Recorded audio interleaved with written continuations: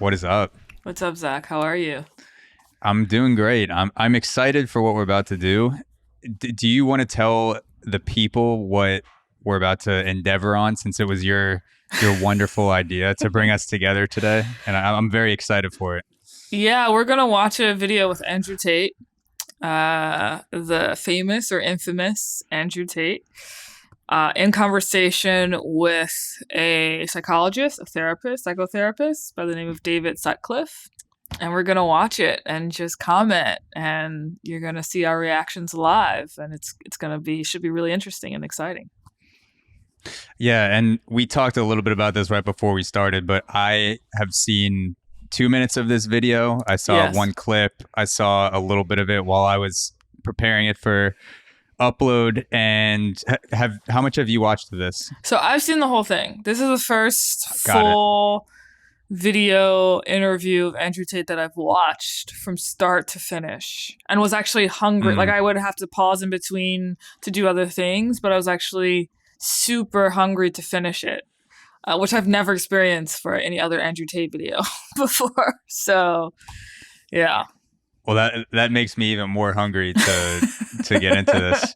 I just as some background. So I've watched also one full Andrew Tate interview, Okay. and that was more of a comedy style interview on the Your Mom's House podcast. But I've never been sat through a full, like, all those like Andrew Tate destroys feminist clips on you. Yeah. Like, I've seen 60-second clips of those. I haven't seen the full streams on Fresh and Fit, and I know he's been on probably hundreds of podcasts at this point. So I've seen the Your Mom's House one in full, seen a bunch of social media clips, and I'm excited to get into this one. Let's do it. All right, so let's pull up the first part. Let me know when you can see that live player on your screen. Okay. Amazing. Ready to break the internet, friend? How are we going to break the internet? You said you wanted this to be impactful. What would that You look got it? like to you? Yeah, I can see it. Okay, cool. I don't believe you have do you have a pause button on your end, or do you not have anything in the bottom? No, I don't have anything. Okay, if you want to pause at any point, just let me know so we can get into it, and then I'll pause if I see something also, just so we can stay in the flow. Sure. All right. That's a really good question. I think a lot of people are interested in my journey. I think a lot of people are interested in how it feels to go through what I'm going through. Yeah. I think there's a lot of people who want me to martyr myself. A lot of people are living vicariously through me. Yeah. There's a lot of people who say, yeah, Andrew, keep going. But they don't really care. They just enjoy the drama of it all. And I think I've already broken the internet, but you're a very interesting man to talk to. And with your insights, I think together, we're going to have quite a large audience. Yeah, I mean, that's a question that I have for you. Why did you want to talk to me? Because I'm a psychotherapist. You have your skepticism about psychotherapy, and yet here I am. That's true. We had a conversation before, and I've been told by many people it was my most interesting podcast ever. So I think it obviously varies from the norm in terms of the normal things I'm asked about. You have some unique insights. And I thought it'd be an interesting conversation. A lot of people are asking me especially about my mental state and those kind of things post-jail. So I thought, well, my most interesting podcast ever. People seem to be very interested in that side of me. So perhaps it can be a good conversation. Does it make you nervous that they're... So I just want to say, just based off of the clips that I've seen, because I believe I saw a YouTube clip with the first 5 minutes of the Piers Morgan Tate interview. Okay. Yeah. And this, out of the clips that I've seen with the start of Andrew Tate interviews, there's probably like 4 or 5 different starts. This is the least combative he seems at the beginning.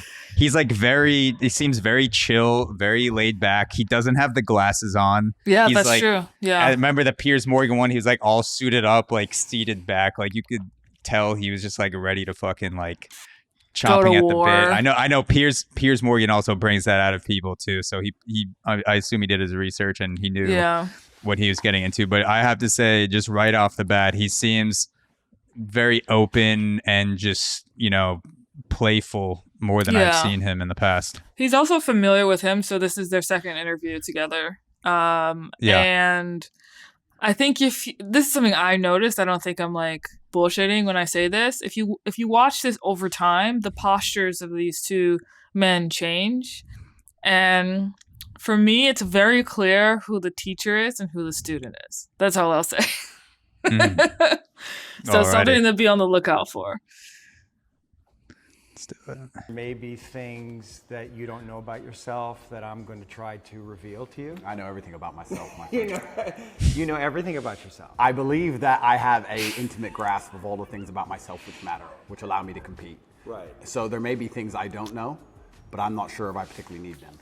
Okay, just pause for a second. Right. I think it's worth noting, he said, I think I know everything about myself that I need to know in order to compete. So his highest principle is competition, right? Just like, that's interesting, right? To note that for someone this influential and someone this, super impactful, specifically on the lives of many men, his highest principle is competition. So it's interesting, and it kind of brings me back to my days a little bit playing college baseball, and I'm now very fully washed up, but I did have a solid decade of my life from 13 to 23 where I viewed many things, and probably many more things than would be healthy to do through a competitive lens. And so I understand like that mentality. Obviously, Andrew Tate's a professional he was a professional kickboxer. I believe he's retired now. So he's been, to that level 10, 100 times what I've been in the fighting game and just professional sports in general. But it is interesting, like you said, that he's sifting through information as much as he has to until he feels like he can win in a competition, not necessarily just for the fun of it or out of curiosity, but how much information do I need to destroy you? Yeah, it's like, and everything he sees, everything he perceives rather, is through that lens of how do I win? How do I win the game? How do I defeat my opponent? And I know what that mentality is like too from a religious perspective, because I grew up in a religious container that said, or that had rather a rather warlike mentality, in the sense of like, how do I win by making it to, I don't know, the return of Jesus, or how do I win by persuading enough people to perceive my religion as the one religion to follow, right? So I also grew up with a bit of that mentality as applied to a different context, but similar way of perceiving the world. Yeah, 100%. What's useful is more important than what's true. Absolutely. Right, and you've developed a framework of thinking about yourself and thinking about reality that's been incredibly effective for you. Completely. Right. What's useful is more, you nailed it, what's useful is more important than what's true. This is an old argument of mine, but I think we discussed it in the last podcast, and I'll say it again. When I say I don't believe in depression, nobody can convince me to believe in depression. That's not a matter of discussing whether depression is real or not. That's a matter of me accepting that my mental model for going through life is more effective if I don't believe I can become a depressed person. Yeah. I don't believe in depression, so I can't be depressed, so that allows me to be more effective. It's not a matter of sitting there going, well, maybe it's true, maybe it isn't. I don't believe in it, so I can't catch it. You shape your own reality through the conviction of your thoughts, your beliefs, and the words that you use. Why else would you adopt any kind of mindset unless it's designed specifically to make you competitive and make you win? You install the software in your mind, right? So there it is again. If I'm going to install software in my mind, yeah. Well, I've tried very hard to curate it. Right, because wasn't it installed by...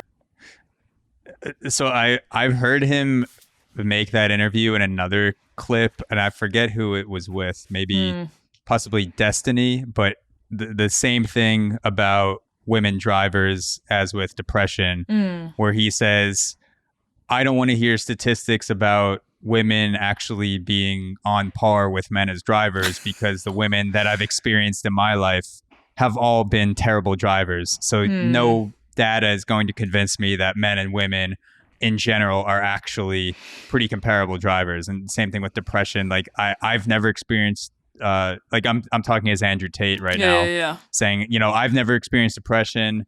it's not a mental model that I accept. Therefore, I will not believe in the reality of depression as it exists in this world for himself and other people. So it's just interesting that he doesn't just say, I don't have depression and I don't believe that is an option for me, but then he goes on to generalize it as the reality for everyone else as well. And also this guy, like, I feel like I would have at this point taken the bait and just become very defensive. Sure. And this is something that through podcasting, I had to work on, where if I disagree with something, to not just like immediately just like fucking like try to bite someone's head off or go on the defensive, but just say, like, frame their argument back to them like he's doing. So you view the world as X and, you know, get him to open up even more rather than just stop him right there. And then it becomes like a Piers Morgan style, you know, punch for punch. It is ironic because David is taking the opposite approach of Tate, right? Tate is articulating this idea that the highest principle is competition, that the highest aim is to defeat your opponent. But David, and what I could describe as a kind of battle, doesn't do that, right? He simply reflects his opponent, and he asks questions, and he probably doesn't even perceive Tate as an opponent in the first place. So he's dealing with a different mental model entirely. Right. And so then the question becomes a meta question of which mental model is going to win out. Right. Yeah. So, yeah, it's interesting. Like, Tate has a very shape shifting rationalization like toolkit. So whether it's talking about women who drive or speaking of depression, like, he will shift whatever his rationale is simply to try and prove that he's correct, or simply to try and prove that it's useful. You know, so it sort of becomes a self-fulfilling prophecy in that way. Yeah, his Overton window of reality is constantly shifting to fit his own goalpost. To change his perspective. Yeah, that's a great point. Your upbringing wasn't installed by your mother and your father in some way before you were conscious, while you were just a developing child? Like, something got programmed into your psyche that has to have an impact on you, and those things can't necessarily be known because you were at such a young age. Absolutely. We're all programmed to some degree. I agree with you on this so far. I don't think anybody can escape programming, whether it's society, whether it's a television show, whether it's the people around you, peer pressure, whether it's a religion. We're all programmed to some degree. That's absolutely not really true. What I have done, and what I think most people do not do, is heavily analyze why I hold the beliefs I hold, why they help me. If I don't hold the belief personally, or if I didn't learn it from personal experience, I know where it came from, who tried to teach me that, whether their intentions for me were good or bad. And I've tried very hard to have my mindset rigidly analyzed and make sure that it's put together in a way which benefits me completely and absolutely. And I do not believe in things that take away power from me. Right. I refuse to do that. I would rather say that they are not real. And people will sit here and argue to the end of time that they are real, but they're not real in my world, and I live inside of my mind.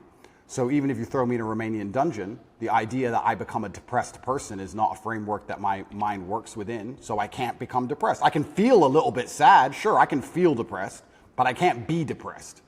They're very different things. It's interesting that he like conflates sadness with depression. And they're not the same things. I'm guessing they'll probably get into his childhood because he's a psychologist or a psychiatrist. He's a psychotherapist, yeah. Psychotherapist, okay, yeah. So I'm guessing there's some childhood things that might have to do with the sadness versus depression, or not feeling like he can be sad and be okay.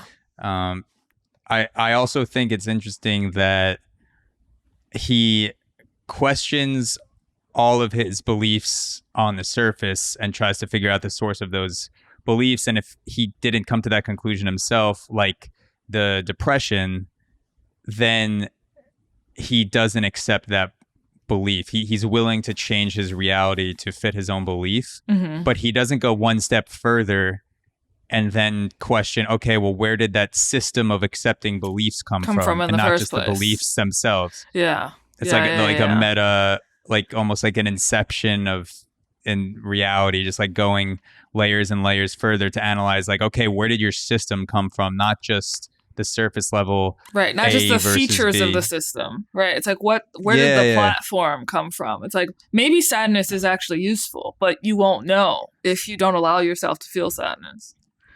Yeah, in the it's first like place. if he was it's like if he was playing games on PS5 and he was switching out games because he liked certain games and didn't like others, but he never questioned the PS5. He's like, who put this PS5 here? Exactly. He like, never, there's also Nintendo, Xbox, like all these other things. Yeah. Yeah, perfect analogy. He's missing out. GameCube is my personal favorite. The mindset I've installed, and it's allowed me to be competitive. And I believe, personally, my personal beliefs are that life as a man is hyper competitive, and whatever software you have in your mind should be designed to make you as competitive as possible, and you shouldn't be believing in absolutely anything else. So I've tried very hard to make sure all of my worldviews and all of my experiences and everything is curated and aimed in a direction which is going to allow me to be a fearsome competitor in all realms of human endeavor. Have there been some of your beliefs or convictions that have been challenged through the experiences that you've had, particularly in the last, recently? Well, people challenge me often. And what a lot of people don't understand is that I will never adopt the thinking of somebody who is sad, and I will never adopt the thinking of somebody who is less competitive than I am or less successful than I am. If someone comes along and goes, Andrew, you are wrong, the way you see the world is wrong, but they are suffering from an affliction, why would I adopt a single iota of what they say? So it's kind of funny when I talk about depression, the number of people who defend depression.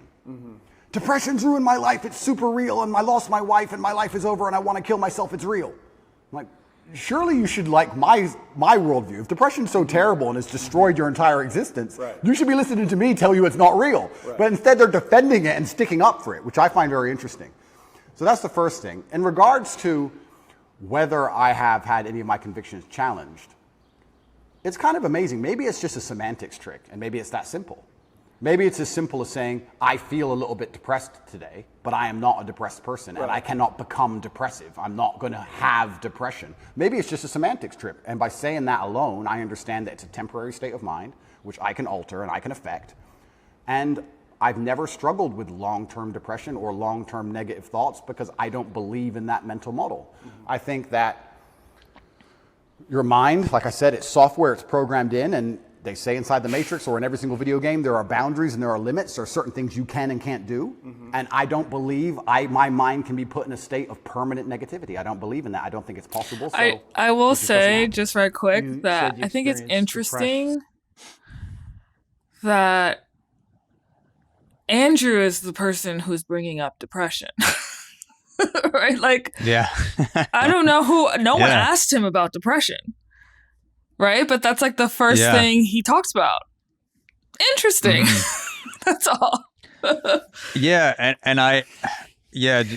don't know how many people he's spoken to who actually have depression or suffered from depression, because you're right. You were talking about it before. Like, he uses sad and depression or depressed as interchangeable with clinical depression, and sadness or someone who's temporarily depressed. There's an object of their depression. If you go through a breakup or you get in a car accident, there's something to look at that goes, oh, this is why I'm feeling a bit down for the next day or maybe few weeks.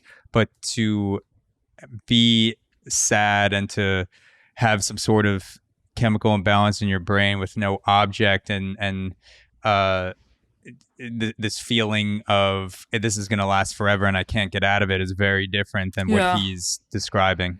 A lot of conflation happening for sure. Form of depression or depressive feelings and sadness in prison. What were the thoughts that were coming up? What was happening? Well, there's a lot of uncertainty, which is the first thing that has to be scary. It is scary. It's scary. And also because you're a man who's totally in control of your world, of your life. And that's almost like an imperative for you. And that gives you power. And all of a sudden you're thrust into a situation where you're essentially helpless. Well, you just nailed it.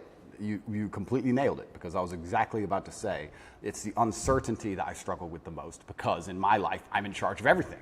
I know exactly how everything works, and I'm the boss, and I get to control absolutely everything. And this is the first time in a long time I'm in a scenario where I have no power whatsoever, no influence, basically. I don't know what's going to happen. Nobody else knows what's going to happen. And also in my world, I'm the hero, right? I'm the head of the clan. Not just my family, but of a lot of people. A lot of people rely on me. Lots of women rely on me. Children rely on me, etc. So everyone comes to me every time there's a problem. So they continued to do that while I'm in a jail cell, expecting me to have some kind of answer. Right. And I'm like, well, I don't have an answer this time. Every other time I had an answer, but this time is a bit unique. How did that feel? You don't have the answers. You can't help. Yeah. I mean, it was frustrating. It's very frustrating, and it's the uncertainty that would bother me. I don't think I felt sad very often, but I certainly felt extremely frustrated. I would sit there and think, there has to be a way out of this room. Not breakout, but like there must just be some words I can say, someone I can talk to. There must be a way. It's only a door. Like I can't just be stuck in this room. And it was. It's funny how he's saying I didn't feel sad, but then he's going on to describe feelings of sadness. Like I'm stuck in this room. There must be a way out. Yeah. Which, he was okay saying that he's scared. Yeah. And I can't imagine what it's like to be sitting in prison and also be sitting in prison on such a public platform and having the entire world know about it. I can only imagine that that's scary as shit. So I empathize with him going through that situation. And he said, I'm scared. Like I was scared, but for some reason, and maybe this will come out later in the interview, like he can't be like, I was scared and sad.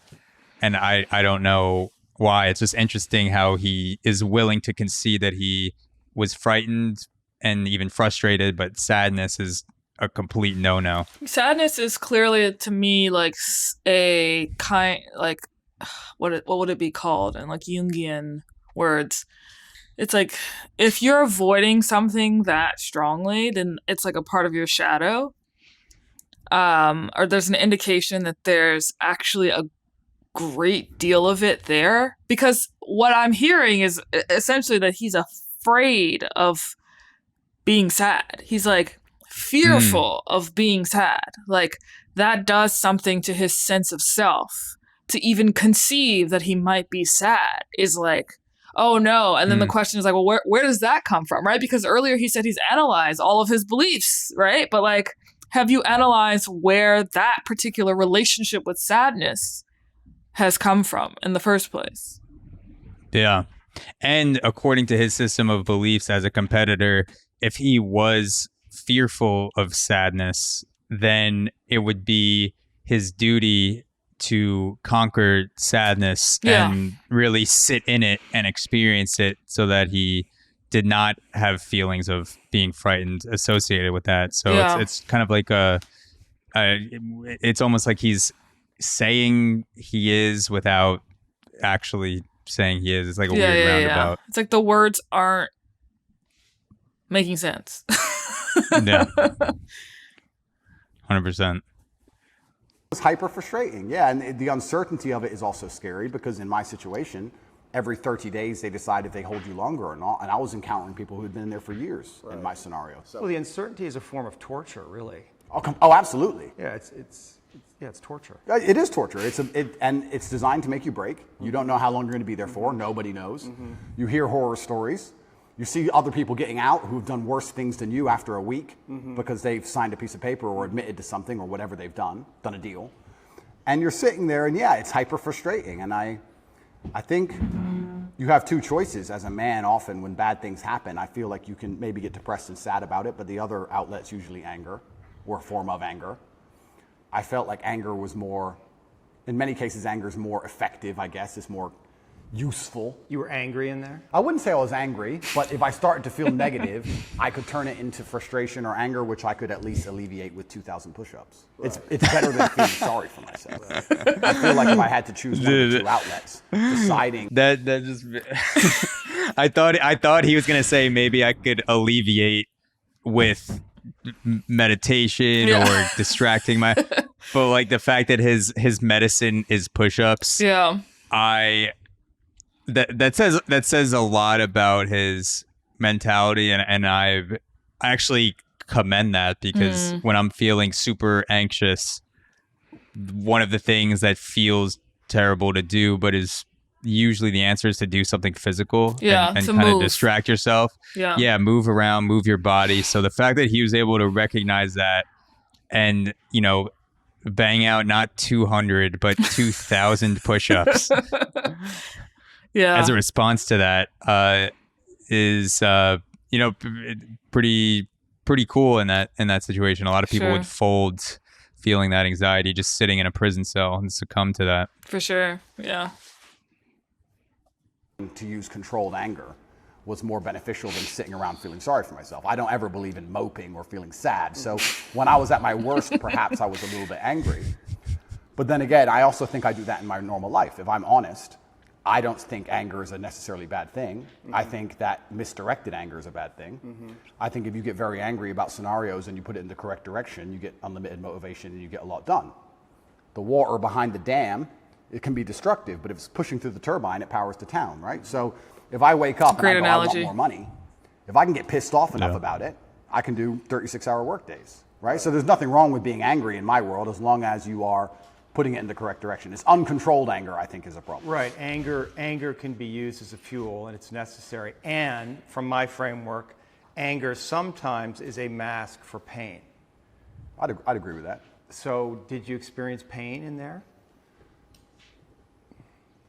I know pain is a kind of an abstract word, but was it painful for you? Like, I want to know about your pain. Yeah, it's strange because I'm being as honest as possible. It's strange because I had this instilled sense of duty where even though I'm in a jail cell and I can't leave, and even though I'm cripplingly bored, I don't feel like I had time to feel pain, or I didn't feel like I had time to be a victim. You had nothing but time. No, I didn't have time. What are you talking about? Because everyone outside still relied on me. So when I would get on the phone, people would... Is that avoidance, though? I don't know. Do you keep busy? Do you avoid your feelings by keeping busy, being on the computer all the time? All the things I had to do still had to be done. Just because they threw me in a cell, it just made it more difficult, which means I have less time than ever because the difficulty's been increased. And when I would get on the phone, we wouldn't discuss how I'm feeling. I'd be worried about how everyone else is. They'd be like, how are you? Yeah, I'm in jail. What's going on with this? Are you okay? Are your bills paid? Are press hassling you? I was worried about fixing everyone else's problems from jail more than I was concerned about myself or my own mental well-being. And if I felt particularly, when I say pain is an awkward one. I don't know if I felt pain because I don't feel sorry for myself, and I've developed this mindset of such absolute accountability that even though what happened to me I believe was unfair, and even though I'm completely innocent, I didn't think, why? I didn't think, why is this happening? I didn't think, why me? I didn't think, oh, this is unfair. Like, none of these things crossed my mind. I was like, this is garbage. However, you can't become the most Googled man in the world without, with every light has a dark, right? Like, let's be realistic about this. Yeah. I'm thrown in a jail cell. Do I belong here? No. But am I here? Yes. I was pretty logical about it. And I was like, okay, I've got a lot of things I need to get done. And I would feel angry if I couldn't get them done. But I don't think I felt pain. Now, I'll admit, I don't sleep very well since I've left. Why? I could admit Do you know why? I heard you say in one interview that you have nightmares. I do have nightmares, yeah. What are your nightmares about? I don't think they're about anything. I just have almost like an adrenaline rush out of nowhere while I'm sleeping, and I shoot up. I bolt awake. No thoughts, no memories, no visions. Real thoughts, no real story. Fear. That's fear. I guess it is, yeah. So so let's just, you're dreams are a reflection of the unconscious. And if you're having nightmares, there must be some unresolved fear that wants to get worked out. I believe so, but then also, I love the idea of that. Of having unresolved fear. That sounds like the most interesting thing in the world to me. If someone were to say to me, Andrew, take this pill and your unresolved fear will vanish, I would say absolutely and utterly not. That's not fun.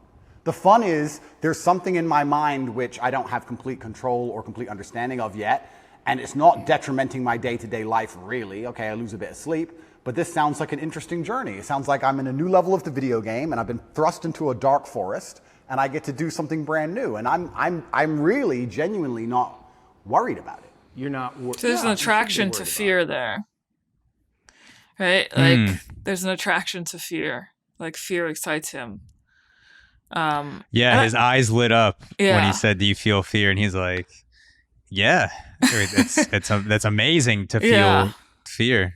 It's interesting because I think there's like a shadow side and a light side of that. So the light side of it is like, to continue with the video game analogy, when you do enter into a new level of a video game and you encounter like monsters of a new level, it's like, yeah, that is super exciting, because then you get to test out your new skills to see if you can actually defeat those monsters or conquer those monsters. I feel like that's the light side of it. But then the shadow side of it is like, I can't help but this doesn't come up later, so I think it's relevant. I can't help but remember Andrew telling the story of how his father, like we talked about this in your podcast, his father as a 5-year-old kid made him like stay up all night inside of a dark room because he wanted a nightlight like his friend had, and because he was afraid of the dark. And his father basically penalized him by like forcing him to wrestle with demons as a 5-year-old kid in the dark for however many hours he made him do it. And I feel like from the perspective of a child, I can imagine being attracted to whatever consequence my parents imposed upon me as a child as a matter of discipline. Like my parents definitely were super harsh in their disciplinarian code on me and all of my sisters. And there's a place where there's like fear involved, fear of the parental authorities in my life. But that fear, I am attracted to it on some level because it also codes in my child brain as love. Right, so like I code that as, oh, my parents love me because they're doing all of it. Yes, they're putting the fear of God in me, so to speak, but that they're telling me that they're doing this because they love me. So then my attraction to fear as a result becomes like commingled with what I think love is.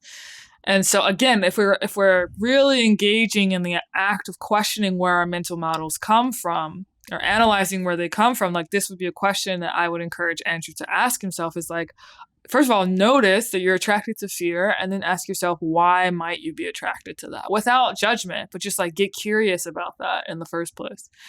Yeah, and that example with the nightlight where his dad is making him sleep in the dark when he's afraid of it. And then also he views, every time I've heard him speak about his dad, he speaks about him as this, a loving figure that cared about him. So there's also that association with my dad instilled fear in me. And he also loved me and used it as a form of love. So now I associate it with that attraction of feeling fear is, like you said, a form of love from a person or from the universe or just some sort of situation. I also like how the psychotherapist David Sutcliffe, it seems like he conceded that Andrew Tate will not admit that he feels sadness, and then he asked him if he feels pain, which is a symptom of sadness. So he's like approaching, he's like all right, like we'll talk about something else for a little bit. So like I wouldn't be surprised if he comes back to it, tries to like backdoor the sad question again and see if he has a different answer further down the line. It is very odd to me though that Andrew was like pain is a neutral, especially as a fighter, right? Like pain is a neutral term in my mind. Like it doesn't have positive or negative connotations. It's a part of life. But like he finds it very hard to even admit that he experienced pain. Again, because he associates pain with sadness, or he associates pain with self-pity, or he associates pain with, moping about. Pain is just like an observed aspect of reality, right? So Yeah, it's just interesting to see that he's Yeah. even hesitant to admit that. Yeah, I'm interested in what does he view as the competitive advantage of acknowledging fear that he doesn't view as a Right. competitive advantage of acknowledging that he experiences pain. Yeah. So I have no idea, because both of those, they're neutral things. They happen to you and they're caused by other things and you feel them. So Yeah. I'm looking forward to how he expands upon that. It's just where you are. I'm not worried about it, and I'm also not like, oh, I need to fix this. I don't care. I'll have nightmares, and I'll wake up, and I'll either go back to sleep or I'll continue to work, and that's life. Maybe life will keep giving you situations in which you'll have to confront that fear to resolve it. Why would I want to resolve it? Well, because I mean, if I'm really that tired, I'll sleep. no, but fear creates distortions in our mind, right? I mean, fear is the seed of evil. Yeah. Right? And so we want to know what we're afraid of, because if we block our fear, we're susceptible to bad actions, right? And fooling ourselves about what they are, rationalizing. Yeah. So I would argue that it's actually vital for you in the position that you are in and the responsibility that you have to actually confront your fear in a very real way, which probably goes back to your childhood. I mean, your dad was, the haircut story, and I don't know if you want to talk about that, if you're willing, but that's it. When I read that, I'm Do you thinking know the about that little haircut boy. story? No, I don't. Okay, so I'm going to summarize it because they don't actually talk about it in detail. So the haircut story is basically Andrew had just gotten a haircut. I think they're in England. He and his family are in England at this point. Andrew had just gotten a haircut that his mom didn't like. And his mom, as he put it, was like fussing over his hair. And then his dad came over. At this point, his parents are divorced, but his dad came over and yells at the mom for fussing over the boy's hair. And then is basically like, F this, and then takes Andrew to shave his entire head. Like, just get it cut off entirely. Get his hair cut off entirely. Someone fact checked me on this. I'm pretty sure this is what happened, because I remember when he tweeted about this, and he's a kid. He said he's a like kid. A boy at this point. He's Okay. a kid, and in his commentary, Andrew says that his father was correct, but it's very clear who has the stronger, more passionate emotional reaction in this interaction. It's the dad, way more than the mom. Like, the dad has a exaggerated reaction to the mom fussing over his hair. So that's what they're referencing right now. Okay. Yeah, maybe he feels like sadness, because he'd obviously feel sad in that situation. Maybe he views it as a feminine thing, and he views fear as a masculine thing in his viewpoint. Yeah, I wouldn't be surprised. Yes. But yeah, so that is the haircut story. Thanks for explaining that. It must have been fucking terrifying. It is, but I do think I had the best father on earth. I'm not disputing that. I mean, there's a lot of good that came from your father. I'm not disputing that your father was a good man. Yeah. When you say he could go from 0 to 100 like that for a little boy, It's scary. it's fucking scary. It is, but And that fear has to be in you. You don't know what the fuck he's going to do. Yeah, completely. Yeah. But I think that's prepared me for life fantastically. And I also think the fear. But have you reached a limit? Have you tolerance? of the video game? I mean, you're facing all these charges, right? So something, and maybe this is what you need to go through. I mean, you're on the hero's journey, right? And this is inevitable in some way. But also along the hero's journey, you have to die to be reborn. That's true. And I agree with all of that. But if I'm genuinely, I psychoanalyze myself all the time, which is one of the main reasons I don't believe in therapy and psychoanalysis. Psychoanalyze yourself. Of course you can. I do it myself. You don't think that's hubris? Telling a No, I just Know your psychotherapist. own mind. That you don't need reflection from others to see yourself. That you can see yourself perfectly. I think that, no, I don't think I can see myself perfectly, but I think that life is a perfect reflection. But why not get help? Why not? Like, Because then it becomes a crutch. I like the idea that I can rely on myself to fix myself. well, you have a coach. Is that a crutch? No, it's not, because he's teaching me something. difference? That's fine, but like if I had an affliction, I would like to be my own doctor. And I think with your mind, you can do a lot of it yourself. And I think if you have a very strict framework in how you measure how successful you are as a human, and I do it through competence and achievement, I say, which mindset do I need to achieve as much as I can possibly achieve? Right. And I can measure that in real time. I can measure that in literally dollars and world championship title belts. I can literally measure the success. I'll say, okay, well then this is the mindset I need to have to be as successful as possible. Anything that's deviating me away from that needs to be addressed and concerned and dealt with, and I can do that myself. And Can you pause it? I think the fear that if I... So another signal, highest principles competition, and then highest or most apparent proof of success is money and trophies. So just like pointing out what his paradigm is, like what his video game is, essentially, right? The goal is to be the best competitor, and the proof that you are winning is to have more money and more trophies. I was watching this interview with I'm gonna forget this guy's name, and it's gonna really bother me. But he's another sort of like, I would say that in many ways Andrew Tate represents for me the archetype of the wounded masculine, whereas this guy represents the archetype of the divine masculine. And he runs a martial art dojo in Detroit, primarily works with young African-American boys. And he was on the Breakfast Club recently. And he was asked about this issue of like questioning your parents as an adult and looking back at how they raised you and really seeing like what worked and what really didn't work, like what was kind of a form of abuse. And he was asked like, what about these celebrities though that have successful lives and, you know, have the money, have the trophies, and they got there because their parents were strict on them or their parents related to them in a certain way. It's actually to a T a response to what Andrew is saying here. And this guy's response, I think his name is Jason Wilson. I'll fact check that. Yeah, that's what I was going to say. That's what popped up on Google at Mr. Jason Wilson. Yeah. So Jason Wilson responds by saying like, there are plenty of celebrity men in particular, who have all the money and who have all the trophies and are still sad inside, right? Like deeply depressed inside, right? Deeply suffering from a lack of a sense of self-worth.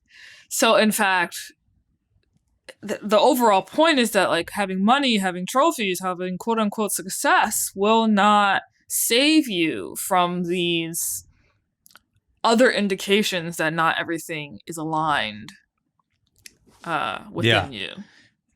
Yeah, it's a very externally focused view where you're aligning yourself based on the money and the trophies to fulfill you from within, instead of worrying about fulfilling yourself first and then as a byproduct getting the money, getting the trophies. Because you could argue that going to therapy, being psychoanalyzed indirectly can lead to more championships. There are tons of athletes that go to therapy and they work on psychoanalyzing themselves in competition and why they have fear in certain aspects of playing and don't in others, and that they're able to leverage that to improve their performance, which helps their team, which leads to more championships. So it's interesting that he is thinking about it in a very direct manner. That, you know, if A doesn't equal championships or A doesn't equal money directly, then that is not something I'm pursuing. But there are a lot of things that will indirectly lead to more money long-term or more championships long-term that he doesn't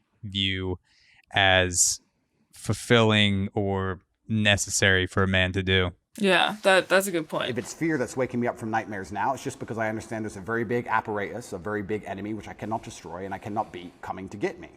So I do think that wakes me up. I think the fear is healthy. I think I'd be stupid to not be afraid. But I don't necessarily want the fear to go away because I have no problems feeling bad. Well, it's not about going away. It's coming into deeper relationship with it. And understanding that there's fear that's happening in real time, but there's also fear that may be in your psyche somewhere, in your body, that's connected to your history. And that may need to be resolved, because otherwise you're projecting things out that you may not be seeing reality totally clearly. That's the thing, right? Like, is there a way that you're not seeing things perfectly clearly? Well, then we go back to my what I just said about perhaps that's true, but if I measure myself purely on competence and purely on achievement, whatever I think and whatever I'm doing is obviously fantastic.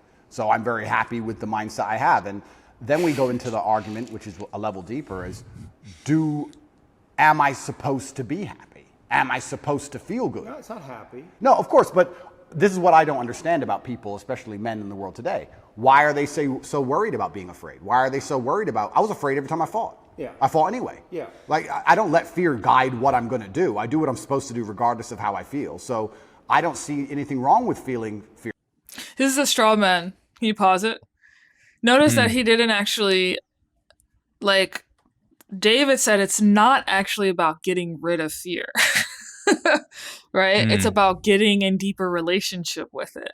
And then Andrew responds by saying, I don't understand why people are trying to be happy all the time. The context clue of which is like, I don't understand why people are like afraid of experiencing fear, or I don't understand why people want all their pain to go away, right? As he's sort of setting this up as a contrast to happiness.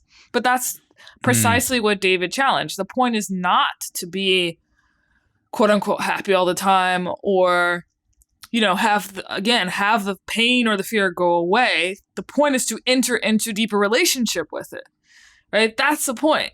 So Yeah, 100%. yeah. Fearful. I don't see anything wrong with feeling stressed or under pressure or anxious. All these things men are trying to get rid of. And I talk about men specifically. I gender this because I'm a man. I don't know how it feels to be a woman. In But this all these context, things he'll that people only are trying very hard to in this context he'll only talk about what it means to be a man and not what it means to be a woman, which is funny. Yeah, he knows how it feels to be a woman driver. Yeah. when it suits his when it suits his mental, frame. Yeah. yeah, mental frameworks. Yeah, he'll be like, I know exactly what it's like to be another person, but in terms of this, he concedes. Yeah. get rid of from their brains, I don't see why they need to leave. I will argue the point that if I feel anxious and pressured and stressed and fearful, I will get more done than if I was happy. I think if I was happy, I'd just be hedonistic and just wasting my time. I think that you get a whole bunch done with these negative connotations and negative emotions, and I think that life is suffering and pain, and you're here to go through it, and the sooner you get used to the taste, the more successful you're going to be. I have no interest in trying to change the flavor, my friend. The flavor of life is pain, and I will eat all of it. And it doesn't matter if they put me back in jail or not. I'm not sitting there going, how can I be happy in jail? I will sit in jail and say, yes, this sucks. It's supposed to suck. Yes, I'm not enjoying this. Yes, I'm anxious and paranoid. And yes, that guy might stab me. And yes, I can't sleep and I miss my family. And this is what's supposed to happen to me. And this is how I become the best man I can possibly be. And I'm going to succeed regardless. Yeah, I almost feel like I'm watching a post-fight interview with someone that just knocked someone out, and he's just going, I will eat pain. I will eat all of it. Throw anyone at me. I'll eat your fucking head off. Who's next? Who's next? And he's like, you could feel that fighter's spirit for sure. come alive right there. For sure, yeah. You're very convincing. You're so good, though, right? It's almost like I feel like you can rationalize anything, right? It's almost like a trick. Magic trick? Well, you're really good at talking. You're really smart, and it's almost like any question you can turn and make it work for you, which is great. It's a skill, but there's also a place where there's the potential for self-delusion. Oh, absolutely. And I'm not even going to sit here and say that I'm not delusional to a degree. I'm not saying that self-delusion doesn't exist. We all are, right? Let me give you a very simple example. Let me try and use an analogy. I think the only thing better than having everything you want is not wanting anything. Right? So I have every car on this planet. I have 40 supercars. Most people want a supercar. I have 40. But there's that unique 0.1% of people who genuinely don't want one. And I think that's more freeing than having everything you want. Right? So the true mindset is not wanting anything. Most people, the best they can do is having everything they want. And I feel like you can kind of do this with the emotions as well. I guess my general consensus is that I don't think I can change or affect the world to the point where pain and suffering and bad things are not going to happen. So isn't it best if I just enjoy all of that? Doesn't that make me as powerful as possible if I say, oh yeah, okay, this is going to suck, good. I mean, I do it when I fight. Yesterday I was fighting, right? We were doing 12 rounds and all of us were destroyed. And the more he hurt me, the more I wanted to hurt him back. The more he hurt me, the better it felt. The more powerful I felt, the more he hit me. Because then it's my turn. right? So if I can't stop him from punching me, and I'll do my best, but if I can't, then surely you should learn to enjoy it, right? And I don't think you can stop life from hitting you. And I don't think you can stop life from giving you unexpected surprises. And I don't think you can stop yourself from feeling sometimes sad or anxious or upset. So I think the best mindset you could adopt is finding that engaging and exciting. I'm not going to lie to you. Although I am facing very serious charges, and although they are trying to destroy my life, and although I cannot sleep the same, and although they're out to get me, and although I've suffered, part of me is excited. Part of me is like, okay. Why? Because it's a war. You like war? I think all men do. I do. Yeah, of course. All men do. So it's a battle. It's exciting. Yeah, it's exciting. So I'm not saying I'm glad it happened, because I'm certainly not. And I'm not saying I'm going to win. But I'm saying that I've trained myself to the point where if I were walking down the street and 10 men were to pull knives on me, I'd be intimidated, but 20% of me would go, this will be one to remember. Do you have I forgot who said this, so it's gonna kick me in the nuts because I can't remember it. Yeah. But the saying was, the most important thing as a competitor is knowing when to compete.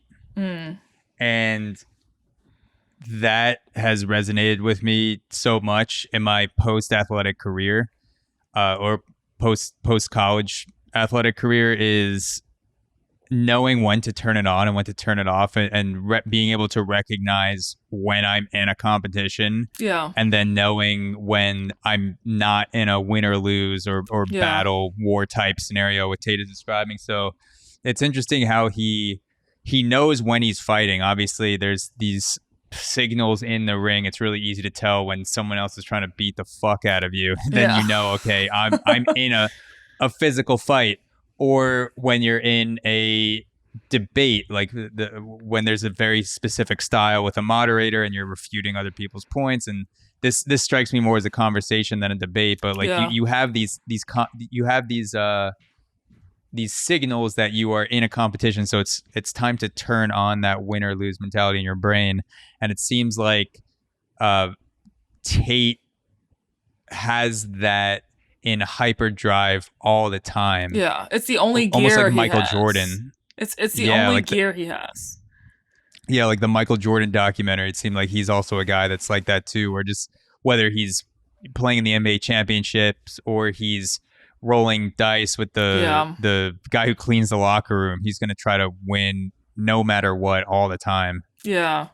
It's interesting though, because I think, I mean, I don't know what Michael Jordan's relationships were like with people.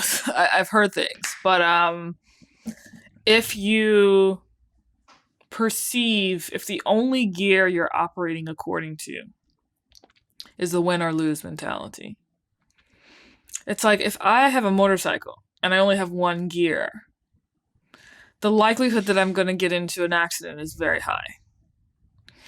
And if you only perceive the world through this paradigm, then either someone is a friend or an enemy, right? Either someone is trying to encourage you to win or trying to defeat you. And this is where the delusion comes in. This is where the fear-creating distortions comes in, right? If you see everything as an enemy, or every other human being, or every other scenario as a potential enemy, then the dogma with which you must move throughout that ecosystem will ultimately destroy you, I think. I'm also thinking of like Black Swan for some reason. That film is coming up for me. Like with Black Swan, if Black Swan is perceived as a video game, Natalie Portman's character, the goal is to win, right? The goal is to win the role of the Black Swan. But of course, like as her coach or ballet director tells her, it's like, you need to actually learn how to be spontaneous to be the Black Swan. You can't be just like rigid forever, because that's part of the Black Swan's character is her ability to be present. And this will, well, spoiler alert, this will come up later, right? Be present. And Natalie Portman's character cannot become present. And she ends up sacrificing herself, killing herself in order to become Black Swan. So like, like David said, it's a beautiful skill, but it can destroy you if it's the only gear that you have, that you're operating. If it's the only framework that you're operating according to, then it could end up destroying you. So. Yeah, that's a great point. And for example, like if you're, just to go back to the fighting analogy, if you're constantly in that single gear of competition, you might confuse someone reaching out towards you to help you as someone throwing a punch, because they do look very similar. Yeah. And so if you view everything in life as some sort of maneuver for someone trying to conquer you, like even like you do a lot of things in fighting that are to set up shots to injure someone, and it's not always, you're not always hurting someone right away. You're feinting, you're moving to the side, you're setting up combinations, you're throwing fake kick, like you're doing a lot of things that in other circumstances wouldn't be a threat outside the ring. And so if you're viewing yourself in the ring all the time, there may be someone who's actually not trying to fight at all. Yeah. But you perceive that as a violent action, and so you automatically become defensive. Yeah, and then you actually end up creating self-fulfilling prophecies, because now that you're defensive, the likelihood that that other person will become defensive is increased. Yeah, it's like I knocked out 13 people at the supermarket. Everyone wanted to fight me. I don't know why. Every time I reach for the bananas, some other old lady tries to steal my goddamn bananas. So I have to teach her a lesson. It's almost as if there's like a PTSD here, right? Like soldiers coming back from war experience this too, where if they were in Fallujah and they come back to New York and they hear an ambulance passing by, that noise, it sets them off and they're transported back into Fallujah, but they're actually not in Fallujah. And so like the psychotherapist's task is to help the person who's being coached essentially to distinguish between what's real and what's not real. And the way Andrew gets through this is by saying, yes, but my mental model, helps me win trophies and helps me make money, but it's like not helpful if you're just like yelling at the old ladies in the grocery store, right? Yeah. So. Yeah. Yes. So, I mean, some of them hit back, but 99% of the time, they just they want to give you a kiss on the cheek or just ask for your help. Oh, before you press play, sorry, one quick thing. Have you seen Midnight Gospel? No, I have not. Okay, there's an episode of Midnight Gospel that I just watched where this character just like is basically sending out love and forgiveness to people who want to fight. It's very funny and very appropriate for this conversation. But yeah. I have that in my phone to check out. I think you told me when we recorded the podcast. It's the Duncan Trussell show, right? Yeah. Okay, yeah. No, I need to put that at the top of the list to check it out. It's so good. Belief that you could take 10 men with knives? I have a belief that, I do. Because that's delusional. That's delusional. Yeah, but it gives me a best chance of possibly winning. Well, no, running away would give you the best chance of possibly winning, then coming back and being safe, and then serving out your mission. Of course, I would run away in that scenario. But if I had to engage them, if I had to engage them, right. If I had to fight them, I believe I'd be the most capable if I believed I could win. Of course. So for that reason, if I have to self-delude, then I will self-delude, and I will convince myself that I am here to destroy all 10 of them. And I will say it in a way where at least 7 of them believe me. And that's the most important part sometimes about all of this self-delusion.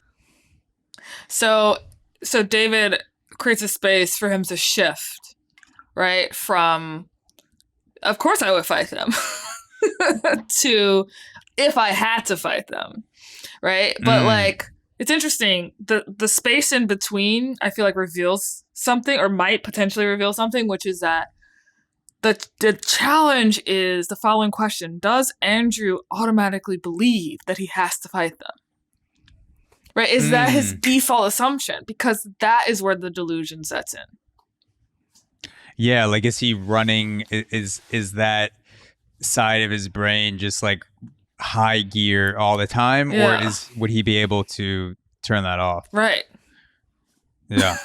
That's a life or death question right there.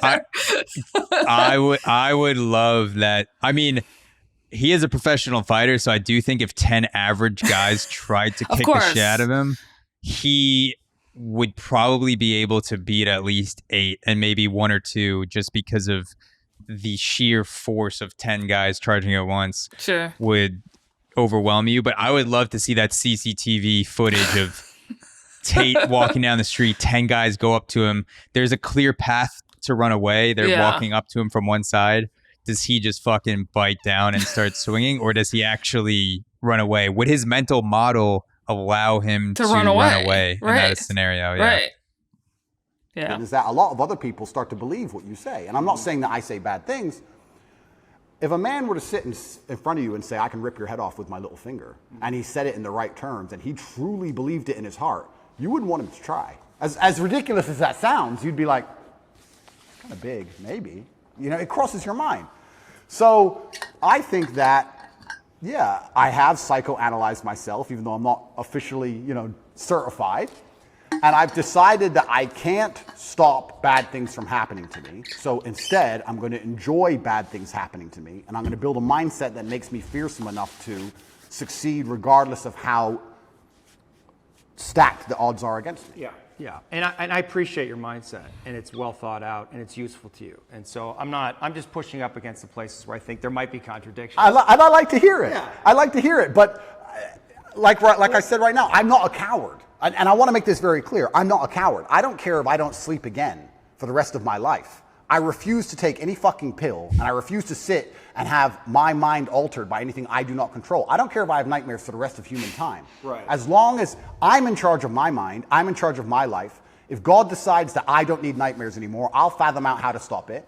If God decides I need to wake up in the middle of the night in a sweat, fearful or afraid they're coming to get me, then that's God's plan for me, and that's what I'm going to deal with. I'm not a coward. I'm not afraid of any of these things. I'm not afraid of feeling bad. I'm not afraid of anxiety. I'm not afraid of panic. This is one of the things I think a lot of men out there struggle with, is they're so worried and afraid of bad feelings. And to me, that's just showing that you've had an easy life. Like, there's real people out here who are trying to kill you. Pause. Tate, I think it's logical for me to argue here, is clearly afraid of feeling sad. So all of this is like smoke and mirrors. That's how I'm experiencing it right now. It's like, first he was asked if he felt fear, and he said yes. Now he's saying, I'm not afraid, right? Yeah. And his relationship with sadness is like, clearly he is afraid of, I mean, to me, it's very clear that he's afraid of feeling sad. So like all of this is, you know, if I say it enough, maybe if I repeat it to myself enough, maybe if I just like circle the wagons enough, then my mental model will in fact assume the position. But like David is pointing out, there are clear contradictions here. Yeah. Yeah. The especially the contradiction where he says being in charge is the most important thing. If God doesn't want me to sleep for the rest of my life, then that's fine. Yeah. But what if God gives you CBD or weed and says, right. "Hey, you what haven't if you God haven't gives you the pill, right?" Yeah, like, yeah. Here's some magnesium and some CBD. You haven't slept in 3 days. Take this. Yeah. It's non-addictive. You know, you don't have to take it for the rest of your life, but it will help you. So it seems like he's afraid of, I don't know, maybe the root of sadness to him cannot be conquered without help of some sort, whereas fear he can conquer himself. So he's also afraid of needing help. He's also afraid of like the crutches. He's afraid of, and this is really like sad to me to hear, because it's like, as human beings we need community, right? We thrive in community. We are communally wired beings. But it's like he over-identifies with being the individual that's in control of the totality of his life, which is, of course, nonsense. We already established that mental models come from other people and are influenced by life and other people. Like, he agreed with that earlier. But it's like, he's clearly afraid of being perceived as a coward. He's afraid of needing to rely on someone else for help. He's afraid of needing to ask for help. Like, that's what I'm hearing, right? Because David was like, you have a coach. What's the difference between having a coach and having a therapist? And he sort of like didn't answer the question, right? So like, Yeah. Yeah. Yeah, there's different degrees of it too, because I totally identify with feeling the fear of relinquishing control and wanting to be in control of your body and your mind, Yeah. and not creating a crutch with certain substances. I have that fear whenever I take something new or when something works. I go, is this going to be a forever thing? Sure. Is this something I'm going to take every once in a while? I recently came back from Japan. I think this was a week before we recorded the podcast back in May, and I was having so much trouble sleeping. I never took anything for sleep other than just a basic melatonin, or not a melatonin, a magnesium pill or apigenin, the things that Huberman recommends, these supplements over the counter.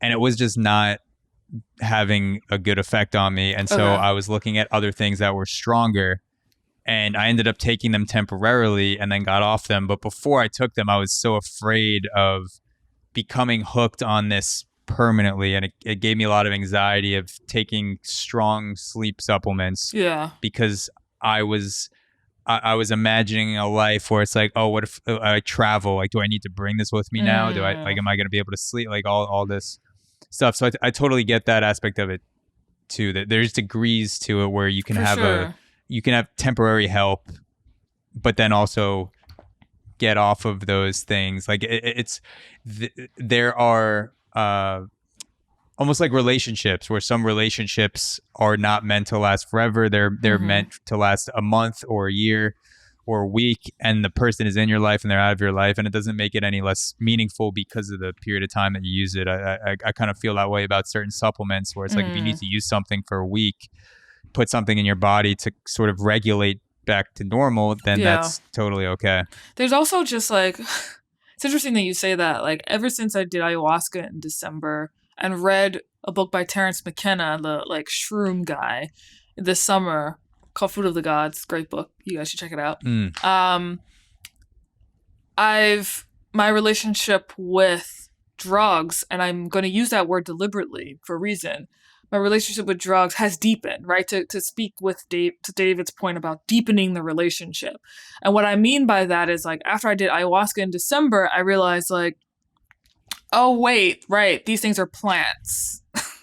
Right? These things come from the natural world, and they can be chemically modified or altered or whatever. But all of these fundamentally, whether you're talking about the chemical processes or the plant itself, are natural processes that come from nature. And the word drug, actually, I just learned this like 2 days ago, comes from a French word, drogue. I think it's spelled like DROGOUE or something like that. And it literally means dried herb. And when I found that out, I was so pissed. I was so pissed because there's so much stigma and, like, I don't know, just like the purity complex of the Protestant West when it comes to these things is like so present. And I bring this up also because Andrew is making a dichotomy between, what God wants versus a pet needing to rely on a pill, right?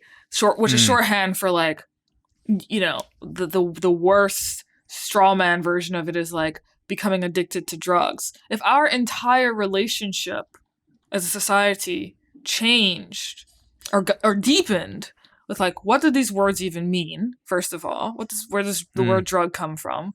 What are we actually talking about? We're talking about things that are found in nature, which presumably he believes God created nature or is involved in nature. I don't know. Like, but even just like the sense of separation that he points to or suggests in that dichotomy is telling, I think. And it suggests a very superficial relationship with all the things that are being discussed right now, from God to pills to drugs, whatever. It's like, I know that on some level, social media is a drug, right? Like I take breaks from social media. Like I'm not on social media this week.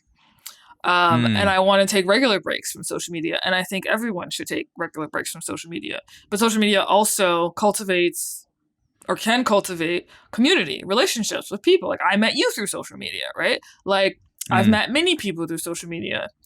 It's not this sharp dichotomy between shadow and light or good and evil. It's the integration that makes for a healthy relationship or a deeper relationship, which is what I think David is speaking to now. Yeah, like not seeing it in black and white, but going to the deeper levels, the integration, like you said.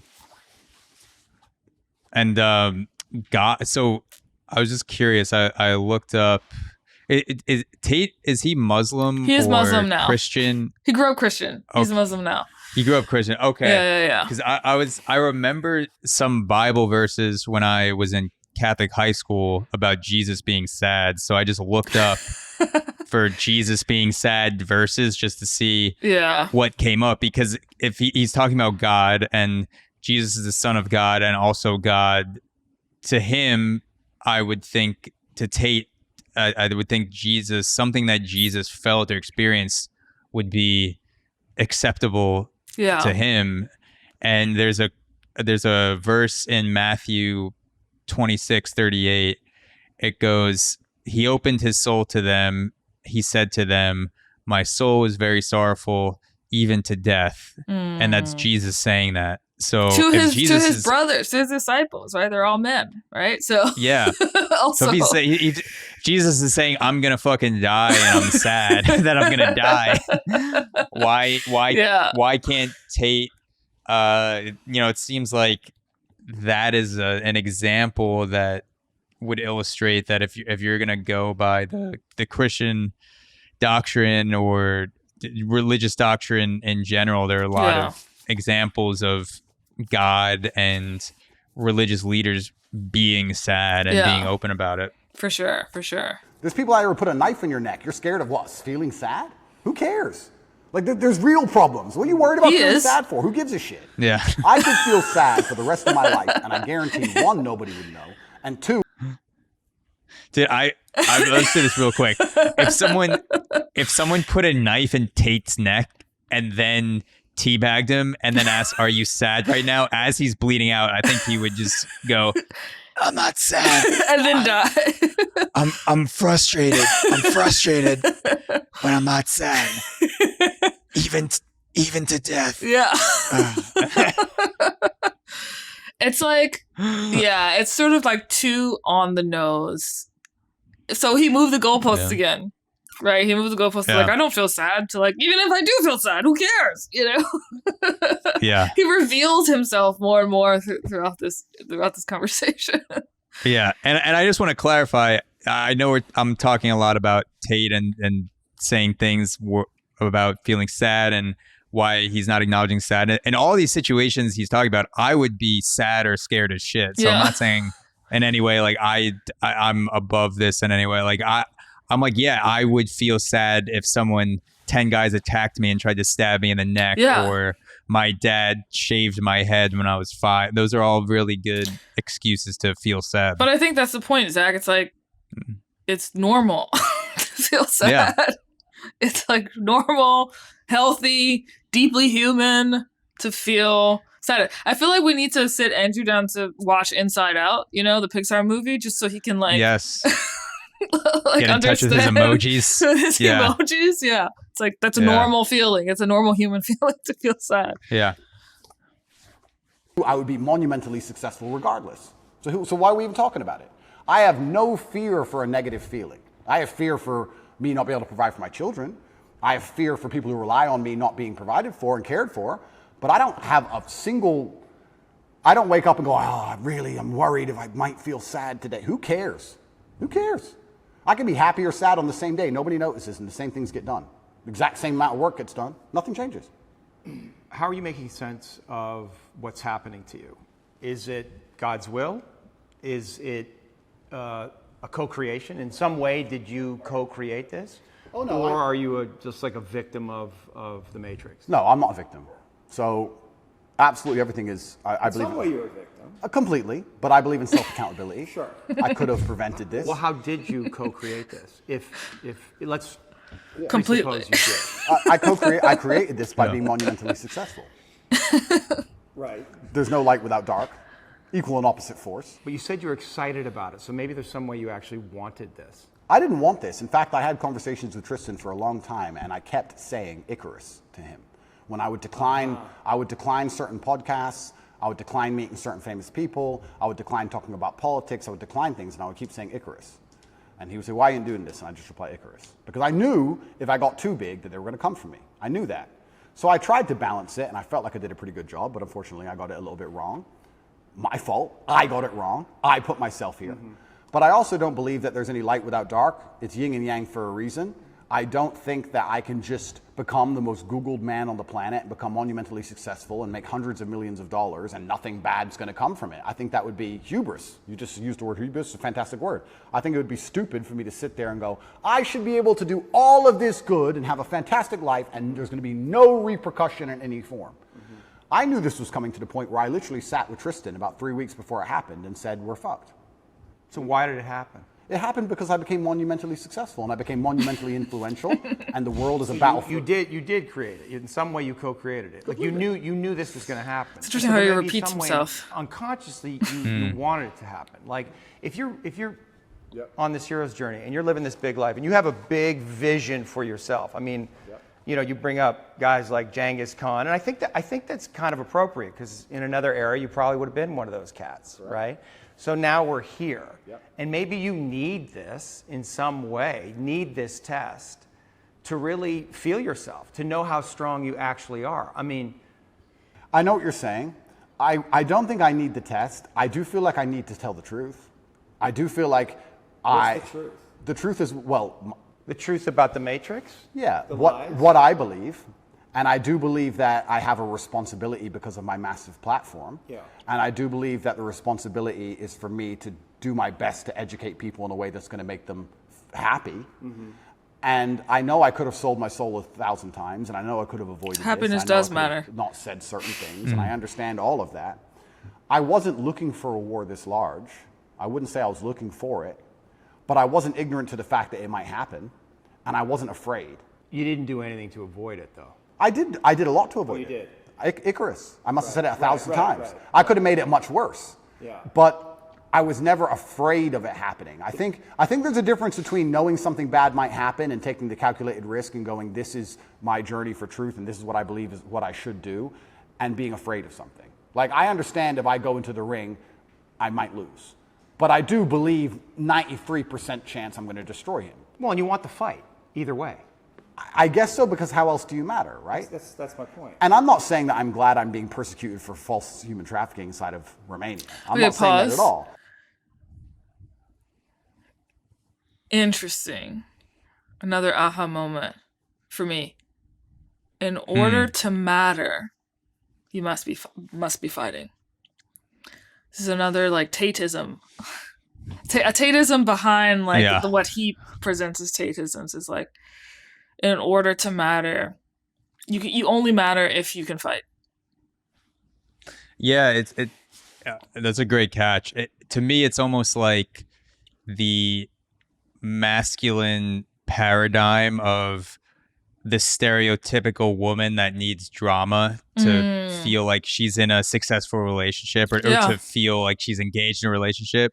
Like, this is his version of that, where if he's not fighting all the time, either causing some version of drama or having some sort of aggressor in his life, whether it's social media or a person, an interviewer, someone who's physically attacking him, that he doesn't feel like he's engaging with life or living to the fullest. Yeah. But I'm saying that... Yet, on the other side of this, how strong will you be? Stronger than you could be otherwise, that's for sure, and have more power and influence otherwise. Absolutely. And it's a Nelson Mandela. Completely. And now, I wouldn't want to spend fucking whatever amount of time in jail. That sounds fucking scary, but it's not uncommon for heroes. Well, exactly. And if you take the lessons from it And if we want to, once again, talk about being as formidable as possible, then I don't think jail, okay, it's given me nightmares, but I don't think it's made me weaker. No. And it could have easily made me weaker. I could have gone through the exact same experience with a different mental model and emerged weaker. I believe I've emerged stronger, regardless of the fact that I have nightmares. I didn't have nightmares before, now I do, but I still see myself as a stronger person. That's one more thing I no longer have to fear from an unknown perspective. I know exactly what it's like. I know the best ways to deal with it, which I developed within the 3 months. And if they put me back, I know what I'm going into. So that's a unknown area of the map explored. Yes. And I don't want to go, but I do believe that I'm more powerful than ever. And you have to find the good in it. That's absolutely not for sure. But I don't think I want to be very careful. I don't think I was looking for this fight. I'm finding the good in this fight. I believe that my fight actually has far-reaching repercussions for society now. I think that... It's interesting that he says he's more powerful than ever after having gone through prison, because earlier in the interview, he established that his two means of measurement are getting money and winning championships, and you get neither of those in prison. Sure. But he feels more powerful. Sure. So there's something else that he experienced in prison, suffering, getting through suffering, finding meaning, spending time alone. I don't know what it is because I'm not inside his head, but something that is making him feel more powerful outside of the two markers of success that he established. Very, very astute observation. Yeah, already his mental model is breaking down. Yeah. 100%. Yeah. However this plays out is going to affect society in real time. I wasn't looking for it, but I was never... Did you attract it in some way? Well, if you are a force for good, then the evil is going to attack you, isn't it? And I do genuinely believe this is the battle of good versus evil in the world today. I believe that truth is always going to be on the side of good. I am religious. I believe the things I say most people knew were true only 10 to 15 years ago. I don't think they're radical ideas. And I think that there is an evil force in the world which is extremely deceptive. And they are out to try and silence me.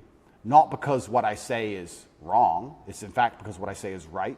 I believe the reason I have so much influence and the reason so many young boys listen to me and pay attention to me is because I say things that are true, that they know intrinsically, evolutionarily, inside of their bones as true. That I say things which work. People often wonder why my fan base is so feverish, why my fan base is so dedicated. Well, if they listen to me, it's the first time they ever feel good. The first time they ever train hard and start to feel better physically, and they start to feel better mentally, and they adopt my mental model, and now they're not stressed or depressed anymore, and then they may start to make some money, and they go, you know what, I started listening to Tate a year ago. I'm in the best shape financially, the best shape physically, the best shape mentally. Tate's the man. So they're hyper dedicated to me. And yeah, I mean, there's going to be a negative to that. I want to make something clear. I've been brutally aware of the fact that all of this might blow up in my face for a very long time. I've not been ignorant to that. And I think that's why jail didn't cause me pain, because I wasn't in jail like, how did this happen? I was in jail thinking, they got me. I knew it. They've been after me for a long time. I knew they were coming. And I don't know if that's a coping mechanism, but I was saying on every single podcast before I went to jail, they're going to try and put me in jail. I knew it. Right, right. You said that there's a light and a dark. Is there darkness in you? I mean, there must be. There's darkness inside of everybody. Right. And do you know that part of you? Are you in relationship with it? Do you think about it? That's a good question. First, I have to identify what would the darkness in me be. Well, let me present something to you, because I stood up for you after you got canceled off social media, and I have a lot of female clients, and they had questions about that. I mean, they know me and they trust me, so they're curious. Yeah. But one of them said, "Well, you know, Andrew he's out there saying that he's helping all these young men, but in the beginning, he made his millions in some level exploiting these very men." Okay. That's the frame that they were thinking about it, and. Is there validity in that, in what they're saying? Because I didn't know how to answer that question. I don't think I exploited the men. I think I exploited... Maybe I did exploit the men, but let me change my answer. I don't think me not exploiting them would have prevented them being exploited. I think these men were out to be exploited regardless, whether I did it or not. So... But you can see how that sounds cynical to somebody, where you say, well, they're going to be exploited anyway, so I'm going to make money off them. And then once I make money off them and I get this platform, then I'm going to champion them. Completely. I mean, I guess that's probably one of the most logical arguments against me I've heard.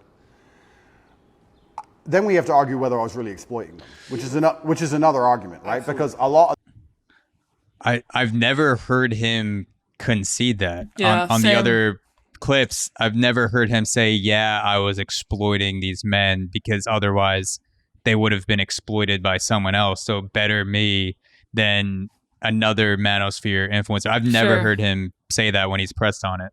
Well, he seems pretty open right now. He's gonna change his tune, so yeah, 100%. Had it for a second. My girlfriend just got back. I'm gonna let her in real quick and go to the bathrooms. Okay, I'll cool. be right back. Cool. All right. These men, the only reason they didn't kill themselves is because they had an online girlfriend. Sure. So I actually think that webcamming and girls as a whole is closer to therapy than it is porn. Truly, these men are completely miserable, and the only joy they have is logging into that website. So I don't think I did exploit them. The reason I said the fact they were going to be exploited anyway, it's very similar to having an alcohol store. Let's say there's 3 alcohol stores in a row, and all of your customers are alcoholics. Well, if you close your alcohol store, what happens? They just buy at the next store next door. Right. They're still going to be an alcoholic. You're not saving anyone's life. Right. But I don't think I necessarily exploited. Okay, can you pause?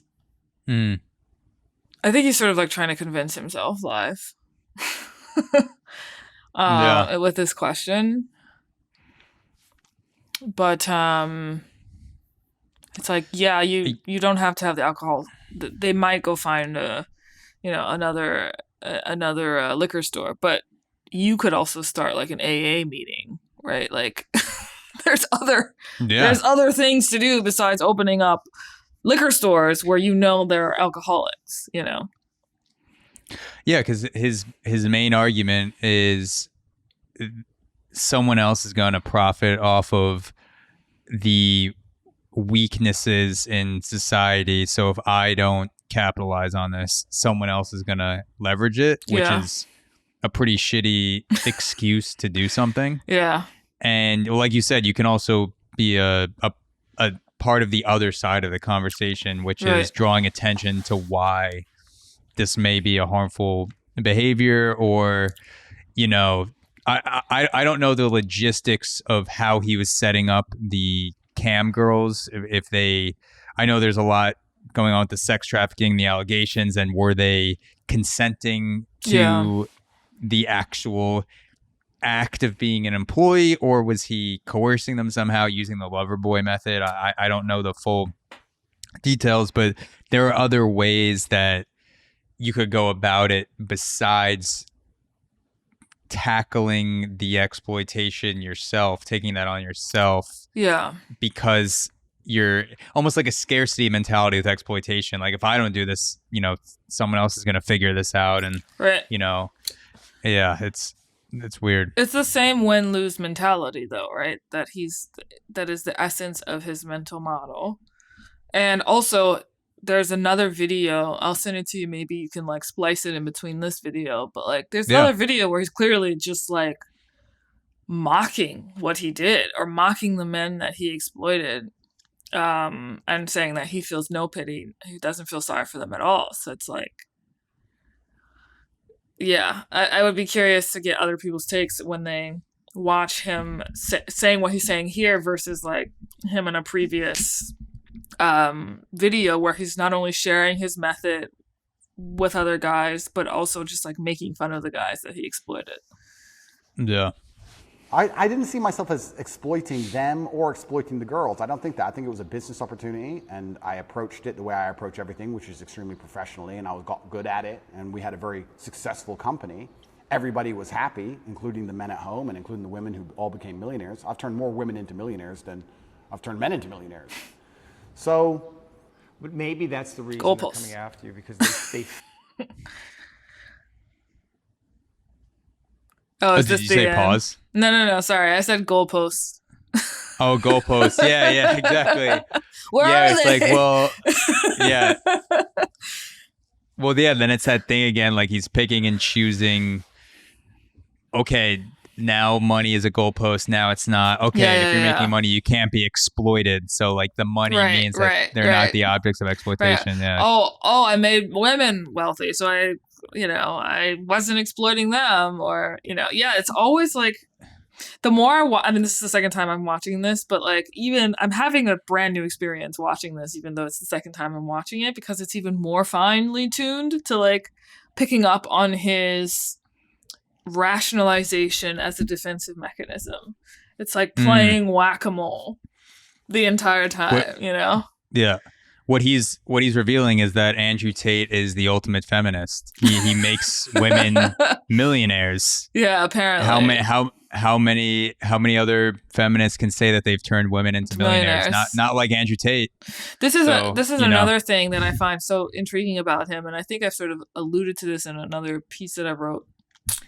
This is an internal contradiction. The things that he complains about in women in his other videos, he used that model of womanhood to exploit these men.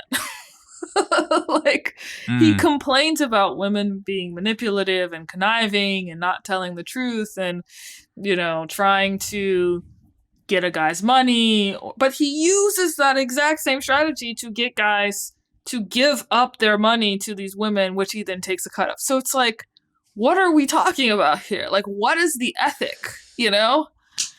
Yeah. It's like I don't know what it is. If he views himself as an entrepreneur, it's not as toxic. It's not the toxic femininity that he associates the connivingness with. I don't know.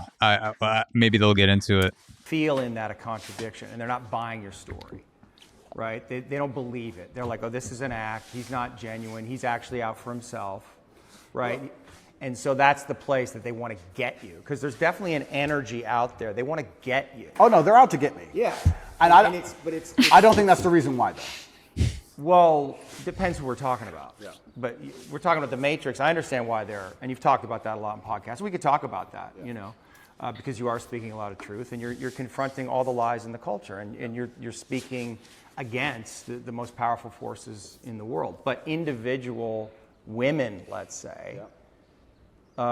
They're going to look at what you're doing, a lot of them, and a lot of them, you know, they're completely insane, and they're looking at these little clips, and they're distorted in their own feminism, and maybe unconsciously they can't reconcile to the fact that they would actually want a man like you. I think that's a lot of what's going on. It's like projection. I'd agree with that. You know, nevertheless, there is an energy that's like they want to get you. They want you to be punished in some way. Yeah. And so, like. How do you, like, what do you do with that? How do you deal with that? Like, how do you answer to that? Like, if that woman was sitting here, what do you say to her? Yeah, I would say that her argument to a degree is a logic fail. Let's take it away from webcamming stuff. It's a female. Logic. Don't be a misogynist. There's your blind spot. Right there. Don't be a misogynist. But that's like he's saying using his own argument against him. No, of course. But that's like saying because you've ever eaten a steak. Women can't be logical. Effectively. Right. What she's saying is because he had a business in which some man may have felt exploited at some point, he doesn't care about humanity, which is a logic fail. Yeah, I understand. So that's not valid. What I have found in my experience often is that many women who seem to dislike me, after they meet me, don't dislike me anymore. Mm-hmm. I think the energy which they find repulsive over a screen or affects them emotionally over a screen, they end up liking in person. I think hate and love are actually very close to each other. And I've had women who scream how much they hate me at the screen, and then they meet me and they're literally in love with me. Well, you're a nice guy. Of course. So I've yet. It's interesting that he views that the pivotal moment of meeting a woman as what turns it into a hating towards a loving relationship, because you hear fighters talk about that a lot, where leading up to a fight they experience so much anger and animosity, and that helps drive their instincts, and it helps drive the competition to defeat a fighter. And then after they confront the person, then there are these feelings toward these feelings of love once we've actually faced each other and we've met in person. And obviously going on a first date is entirely different than going on a first fight. I'm sure those have overlapped in some circumstances, but it just struck me as sort of connected to the fighting game, the way that he's talking about it. Yeah, contact of some sort. Real contact. Yeah, the contact. Yeah, the exposing of soul through contact, or the exposing of souls. Yet to meet a female in person who dislikes me. And I would love to talk to these women. I think that'd be the best conversation ever. I think it'd be the best podcast on earth. Yeah. But they are out to get me. They're certainly out to get me. I think that the fact that I'm so assured in a lot of my convictions, they find very threatening. People in general now seem to find it threatening when you're the kind of person who says, no, it's this way. And they say, oh, but the news said it's that way. Don't care. It's this way. And they find that ignorant, but it's not ignorant. I think it's just assured in your convictions, and they find that threatening, very threatening. I think that there's a lot of people who find me threatening, not because of necessarily what I say, but just how sure I am in my convictions and the way I present myself and in my monumental success. They find that overall threatening. Notice how he repeats. Have you noticed how he keeps repeating monumental success? Yeah. Throughout this interview. It's almost like Trumpian. Like I was just gonna say, yeah. Like this is huge. Yeah. This is the greatest thing. It's monumental monumental success. Yeah. It's interesting. Like these little quips that, like, if you were not paying attention, they sort of can come at you as for lack of a better word, impressive. But like if you like this is kind of a studying of Tate, I feel like, and there's a lot I think that is revealed in what a person repeats and what a person fixates on. It shows you what they care about, right? So it's interesting. Yeah, he has a few similar personality traits to Trump, like with the repeating, like you said, and also the reframing of reality and being very quick to reframe questions, because Trump is so good at that, where he can turn around something almost in an instant to sort of jujitsu himself out of an argument or out of a statement in a debate, where you kind of like miss it sometimes, but then you have to go back. And so Tate has a lot of those qualities without a lot of the clunkiness of Trump. He's he's a good looking guy. He's smooth, dresses. He has a sense of fashion. So yeah, he's like a suave Trumpian, but it's super guy. But it's super like analytical in a formulaic way, right? Because like as of this question, for example, he's repeated himself at least twice now, right? Like he's been asked, why do you think, or what would you say to these people, or why do you think they don't like you, or why do you think they're out to get you? And he's repeatedly said the same thing twice, which is like weird. Like it's a little weird, it's a little like, this is the script that is here, that is present with you, So he goes back to the monumental success as a reason why people are against him. Yeah. So part of me, I wonder, is it possible to walk through the portal of global social media sensation without having a diluted form of self, to the point where you view every single opposition as something associated with your success? And I heard, do you follow Derek from More Plates, More Dates at all? No. Should I? Who's that? So he is a guy that is an expert in exercise science and supplementation. Okay. And he talks about a lot of people in the fitness industry with steroid use and fitness scams. And a video that he made recently is about Logan Paul's Prime, the Prime hydration drink, where Logan Paul, first More Plates, More Dates, Derek, he came out and made this entire breakdown, multiple breakdowns of why Prime does not fit the profile of a good hydration formula, just to inform people and inform athletes. And then Logan Paul's response was, "You're a stupid virgin," and classic. You're coming at me. You're coming at me because of my success. Right. He says in a bunch of podcasts, like, there's no validity to anyone's opposition or anyone's opinion about me that isn't casting me in a golden light. If you're not viewing me as some sort of god in the space, then it's because of my success. And Derek was talking about that on a video where he's like, you know, is it even possible? Like once you get to a certain point, like a Logan Paul or an Andrew Tate, can you as a human being walk through that portal and not act like they're acting? Is there a way to do that, or is that just a result of you being at that status in terms of social media success? I mean, I think you can. First of all, that's a very dangerous worldview. It's like, then you're really just operating from the perspective of self-deception, right? Because like, then you can't take in critical feedback, because every piece of critical feedback is an attack, or perceived as an attack. But I think like the person I immediately thought of was Mike Tyson. Now, maybe you have to do DMT. Maybe that's like the pill that, you know, Tate and others refuse to actually partake of. But like, I feel like Mike Tyson is an example of someone who has walked through the portal and is like chill, not just chill, but like super cool and strong and present and super successful also, right? And all the things, but is like humble. And, you know, he wasn't always humble. He had to go through a series of his own trials and tribulations to get there. But like, I do think that there are examples of folks out there who are able to walk through the portal and still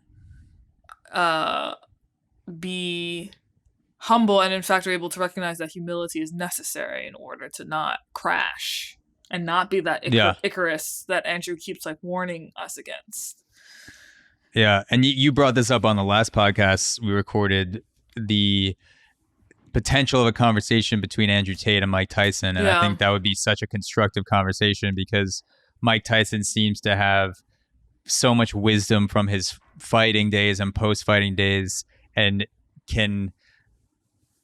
is self-aware, and also has some of the psychoanalytic qualities that David Sutcliffe has, not in a professional manner, but Mike Tyson has seen so much bullshit where he can kind of cut through the BS. And he's also a fighter. Like Tate would feel fear, even if he says he doesn't, in the presence of Mike Tyson. Like he's such an overwhelming force just sitting there. It would be interesting to see them interact. At the very least, reverence, you know? Yeah. Will find a tiger threatening. It doesn't know why. It's just like, it just wants to run away from it. So is it incumbent on you then change the way you're delivering the information so more people can hear it? No. No. Because there are some people who cannot be saved, and it's not my intention to save everybody. I have no intention of trying to convince everybody to like me. Okay, so that is the first 37 minutes of the conversation.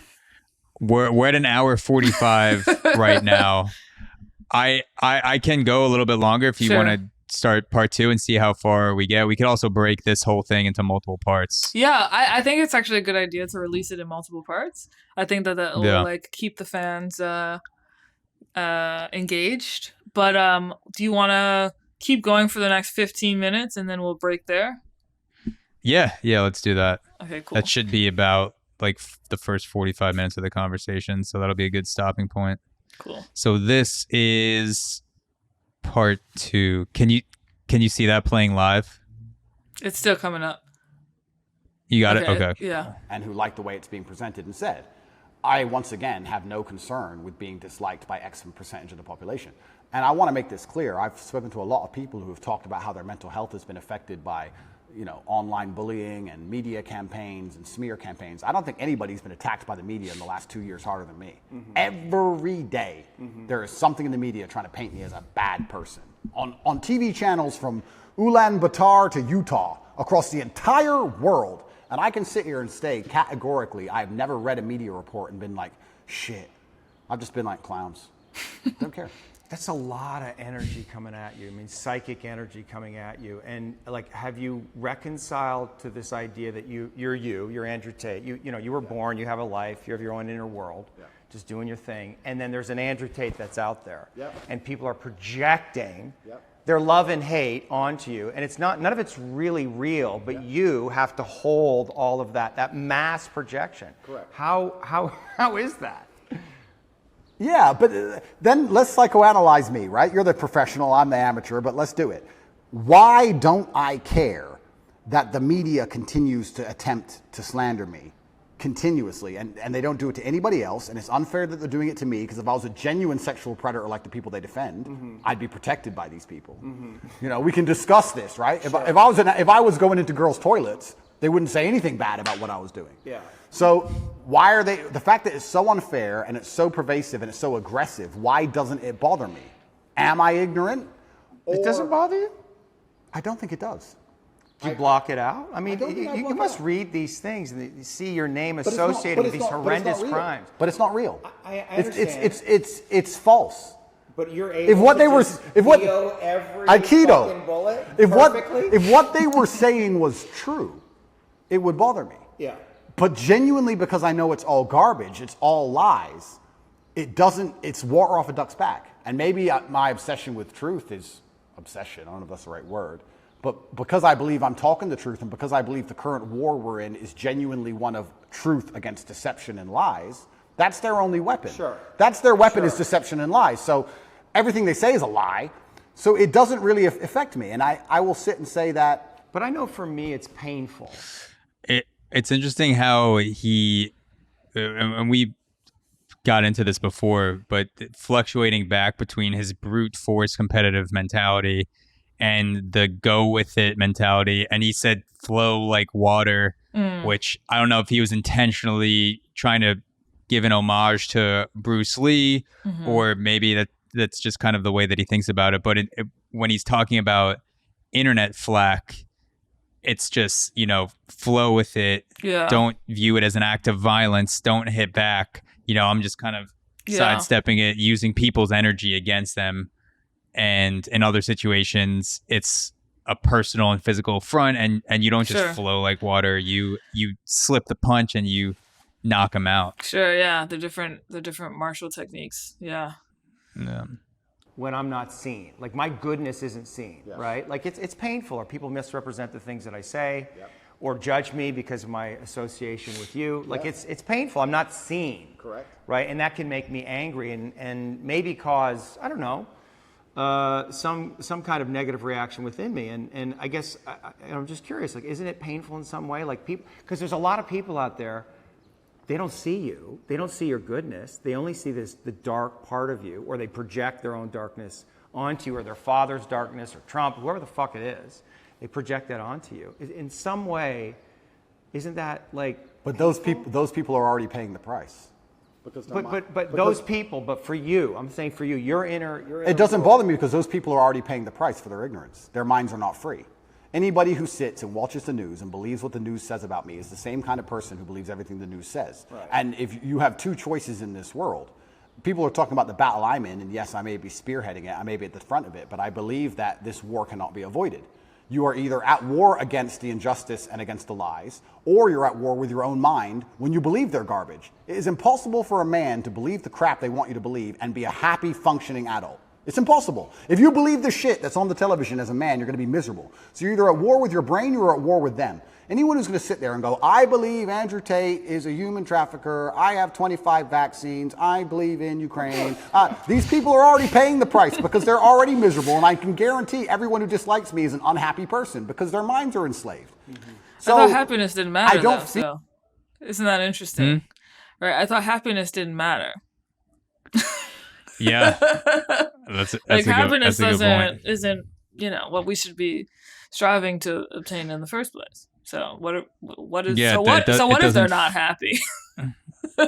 Yeah, it's not. It doesn't fit into his the money and the world championships. Happiness is not part of the tripod. It's just those two. Feel like I don't feel when someone sits across from me, which has never happened in person, but let's say someone on the internet makes a video about me, right? And these happen. A new Andrew Tate's the worst man ever. I can load up the just video saying, and just look at him for a fraction of a second and go, he's paid the price. Right. He's already miserable. If I was that person, then depression would be real. These are fat internet trolls, losers. Who can't compare to me in any human metric. They know it, which is why they dislike me. Because anybody who genuinely gets out in the world and looks for truth and looks to be successful and is tenacious and is brave agrees with everything I say. So I don't feel pain when someone sits and says garbage about me, because I believe that their mind is already suffering because they're not free. Their mind's not freed.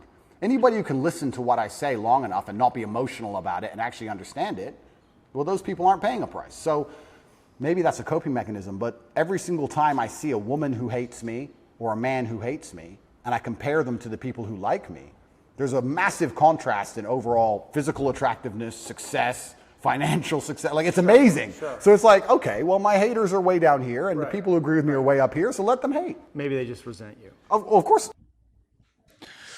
For someone who has such a manly, aggressive view of himself and the way that he walks through life, his paradigm depends on the approval of others. Yes. Way more than you would think. His need for approval is necessary to his ideals and to his paradigm, because, like he said, if you disagree with him, then you are not free, you are not brave, you are not a person that is worth speaking to. And if you just saw the way that he did, exactly, almost like a puzzle piece, where if you don't fit into my views exactly 100%, if you just listen, like you either are not a person that is worth my time, or you haven't listened to me speak for long enough.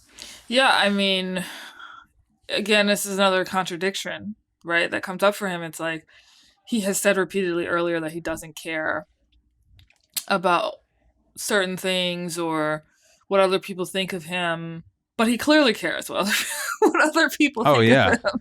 And this is a metric for his success, as he just articulated. So yeah, I feel like, in fact, the deeper you listen to him, the more the contradictions are revealed, the inconsistencies, the reversal of rationalization to fit a different context, right? It's like there's something almost skittish or anxious about the energy that he is showing up with here. Yeah, I feel like he's at a very pivotal crossroads where he could go full on cult leader, or he could he could sort of withdraw internally and do some self-introspection, do DMT, do ayahuasca, even just spending some time alone outside of prison around people he loves, and be a little bit more sensitive to the way that other people perceive him, or the way that other people just walk through this world in general, regardless of whether they agree with him or not, just recognizing it as a part of the human experience. So we'll see. Like, he could go full, cult, Andrew, like, some people view him as a cult leader. Sure. I don't know if I would say that he exhibits those characteristics, but it definitely seems like this guy's making him think during a public conversation, more than I've ever seen him sort of take pauses and think about what he's going to say. I think it's a good indication that, like, the other path is, I would dare suggest he's probably considering it, the other path. Not maybe. I think a lot of the reason this is happening to me is, and maybe this is arrogant, but... Are you arrogant? I'm with the therapist, so I'm allowed to be arrogant, right? A lot of the reason this is happening to me is because I'm tall and built, muscles and cool cars and, smart. People don't like me. There's people who look at me and go, he thinks he's too cool. Teach him a lesson. There's a massive amount of resentment involved in all of this. Yeah. Even from the Matrix itself, we talk about the Matrix, and I talk about it, and people, of course we compare it to the movie. But at the end of the day, there are people, moving parts in all of this. There's a prosecutor, there's a judge, there's a lawyer, whatever. Mm-hmm. Someone is sitting in an office who gets a piece of paper saying, destroy Andrew Tate. Mm-hmm. And that person looks at my life and compares it to theirs, and they feel resentful. Mm-hmm. And then they go, okay, let me use every power I have to try and destroy this man. Right. If my life wasn't so aspirational, is a word you can use, but if it also didn't tick nearly every single box in regards to every teenage boy's dream. Teenage boy. I think that they would be a lot less interested in trying to hurt me. They're trying to hurt me because of the things I have and what I can do. Mm-hmm. So there's a massive level of resentment in all of it. And I also think the people who dislike me, a lot of it's resentful. It's either weaponized virtue or resentment. Right. Especially weaponized virtue. Let's talk about that, because whenever I have a hater online, it's funny, people who hate me in person are very respectful to me. It's very strange. Isn't it weird how the bottom line of humanity is always going to be physicality? When they meet me, they shut up. Sure. But Keyboard online, warriors are very tough. of course. But online, it's very hard to say I'm stupid. It's very hard to say I'm not successful. It's very hard to say I'm fat. It's very hard to say I'm ugly. It's very hard to say I'm not charming or I'm not charismatic. It's very difficult to attack me with anything other than the fact I'm a bad person. Mm-hmm. He's all these things. He's perfect in nearly every metric, but he's a bad person. Yeah. Right? So how do you do that? Well, you take a virtue and you weaponize it. Misogyny, homophobic, whatever it is. They pretend they care about the subject when they don't. And they put it into a bullet and they shoot it at you. And it's weaponized virtue. It's not genuine virtue. These people who are saying I'm a misogynist don't care about women or care about combating misogyny. They just want to try and hurt me with it. Yeah. That's the first thing. Or the second thing is genuine resentment. Yeah, I remind them of the guy who picked on them in school. Yeah. Or the guy who fucked their girl, took their girl off them. Mm-hmm. And they don't like me for it. But that's not my problem. That's their issue. So are you defensive? Is that like a defensive posture? Is the way that you can be? I really want when I. Are you open to these people? No. And when I talk to you, I want you to be open to that. This is what I think it is. It's like you are the man. It's like you are the daddy. It's just like, why are you being so mean to me? Why are you fucking yelling at me? I want you. I need you, brother. Like, show up in a good fucking way. Where are you? Like, that's what's going on for them emotionally. Perhaps. Yeah. And So do you have a responsibility in that place to transcend the place you are in to really fully realize your leadership? You know what I'm saying? That's a very good question. And when I'm talking to you, I want to be as honest and vulnerable as I've ever been. I'm trying to be as vulnerable as I can be. You're doing great. But also, so let's talk about these people who resent me the most, or these people who disagree with my message. What's the it most. like for you to be vulnerable? What's that word even mean to you? How do you relate to that word of vulnerability? That's a really good question. I don't know. I don't know how I relate to the word vulnerability. Well, you are vulnerable. You can't put yourself out in the world like this to be seen. That is a vulnerable act. Getting into the ring with another fighter where he might kick your ass, that's vulnerable. That's intense vulnerability. I think emotional vulnerability, nearly at every form, at every level, is basically a form of manipulation. Okay, pause. So Maybe that's just how you. Okay. First of all, I just have to say, when I first saw this and I saw David do what he just did, I was like, holy shit. Like, he assumed the position. He like went into the deep core of people who are haters and assumed the position and is like, this is what they're actually craving or desiring for you to become.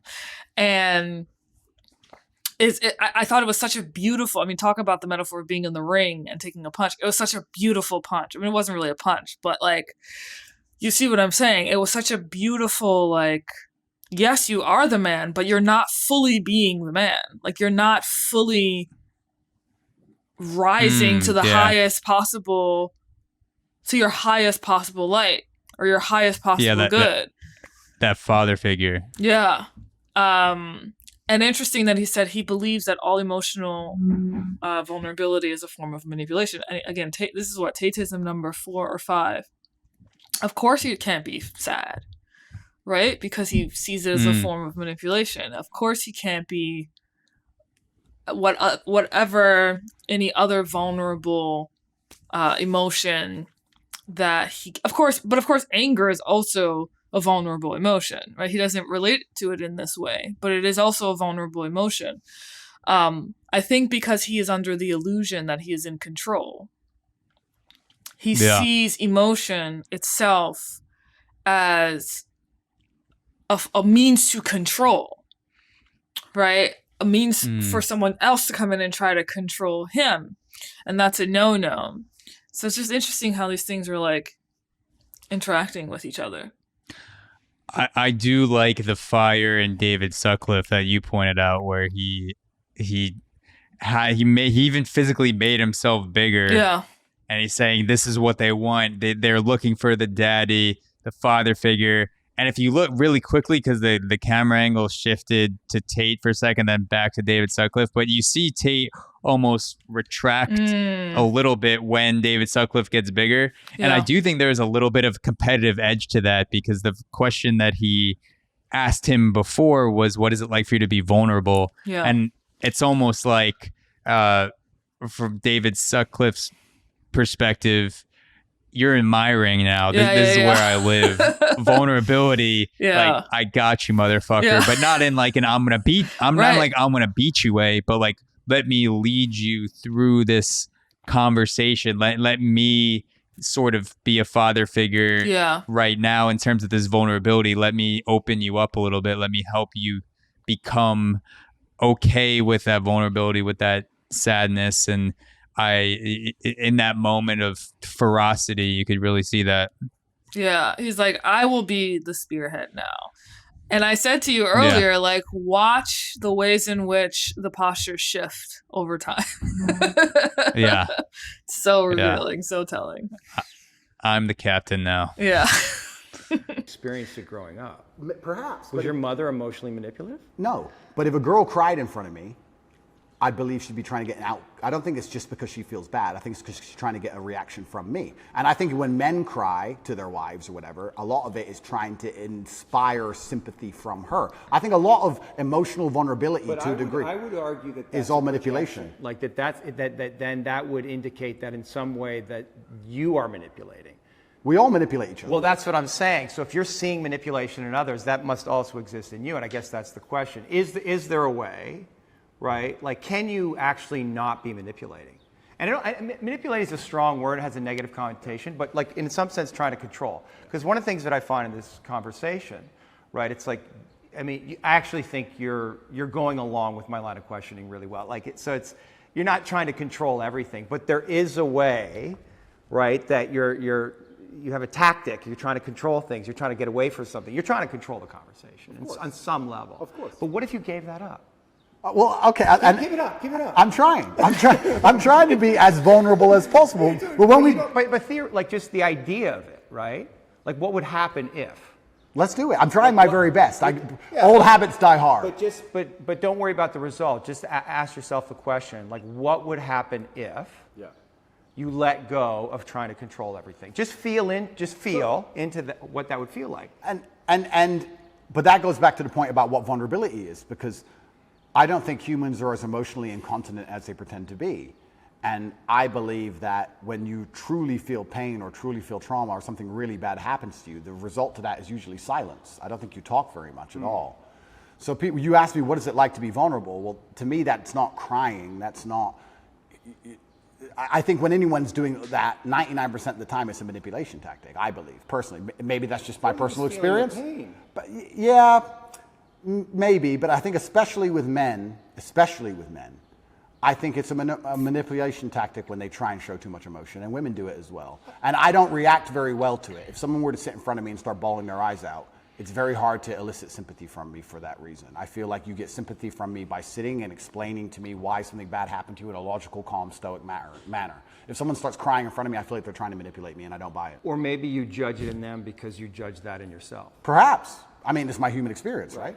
And it's my bias. Right. But I'm trying to think of the very few scenarios in which I would ever cry. And I'm thinking, would it genuinely be because I feel so much pain, or if I think it could benefit me or help me? Would I be trying to manipulate somebody? Now, that's not something I'd ever do because it's not my personality and mental frame. But crying is... I don't know why this popped into my head, but I'm just imagining an SNL sketch where you have different situations where you're feeling sad or depressed, and it shows this is the wrong way to do it. And it's someone who's standing on a roof and they're very sad and suicidal, and they're crying and they're cursing God, and they're looking up and they're about to jump off the roof. And then you have that's the wrong way. Now try the Tate way. And it's just him standing on the roof thinking very logically and analytically, going, I am sad right now. The reason I am sad is because I am not facing my fears, and I'm going to walk into the ring tomorrow and beat the shit out of the person that is confronting me. That will solve my sadness and therefore no longer make me depressed. Tateism solved. And then it just like goes on to... Or it's interesting.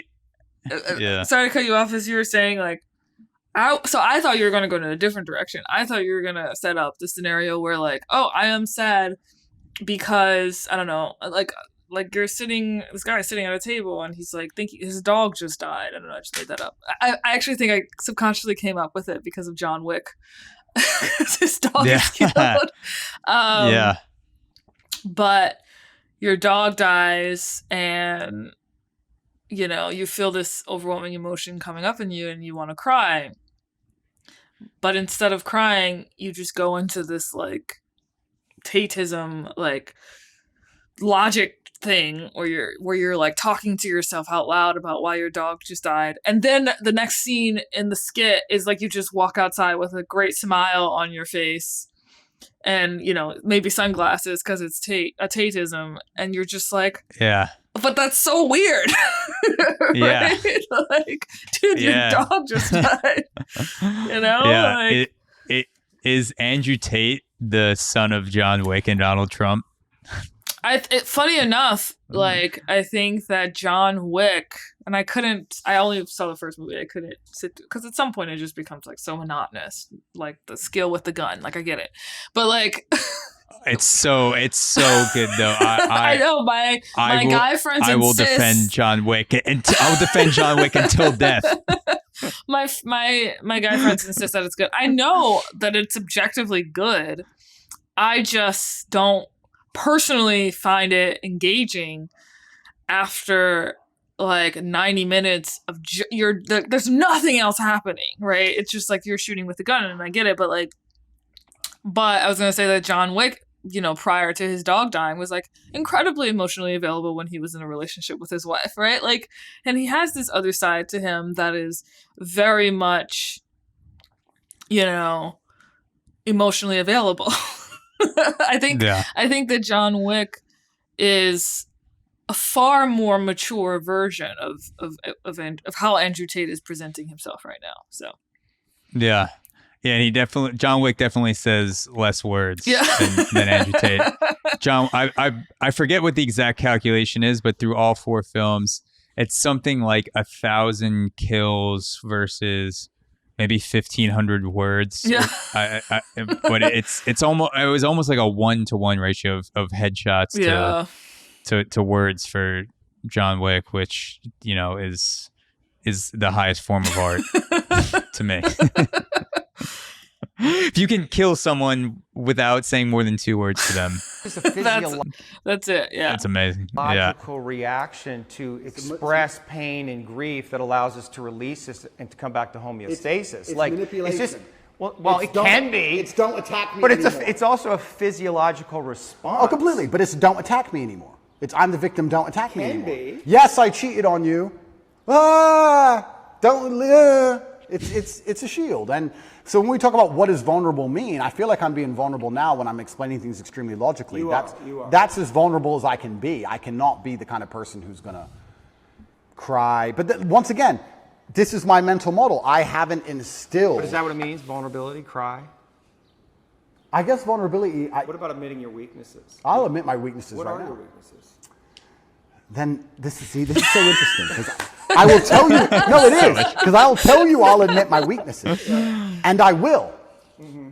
But now I have to try and identify some because in my mental framework I don't have weaknesses. Right. So now it's like, okay, I am prepared to admit where I'm weak. Where am I weak? Well, I've tried so hard for so long to make sure I'm not weak anywhere, and if I am, I've compensated so heavily in some other way, I don't fail. So it's like, where am I weak?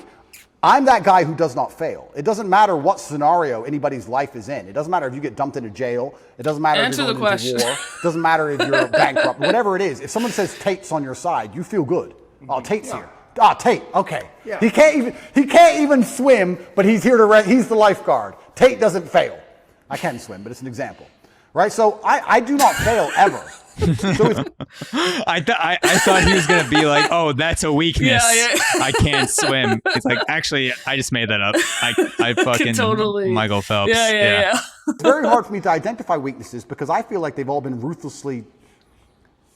I think I've rooted out any weakness, or I've compensated so heavily so long ago. I don't see myself as a weak person. I don't see myself as a person who can fail. People said to me in jail, "How did you handle that? What else can I do? Not handle it? What does that look like? We're gonna bang my head on the wall like a dummy? Am I gonna have a breakdown and just be a pile of mush? All you can do is handle it.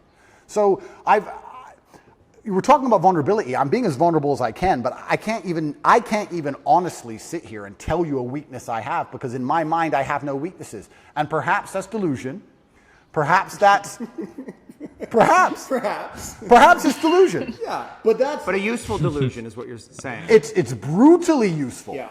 And when I teach this, or when I talk about this, there's a In lot of men who competition. perhaps want to adopt it, but the mistake they make is they don't have the real world experience to back it up. I don't want people to be completely lose their minds. Yeah. We're not talking about that, but we're talking about the fact that I can name so many scenarios in my life where I was supposed to fail, and I did not fail.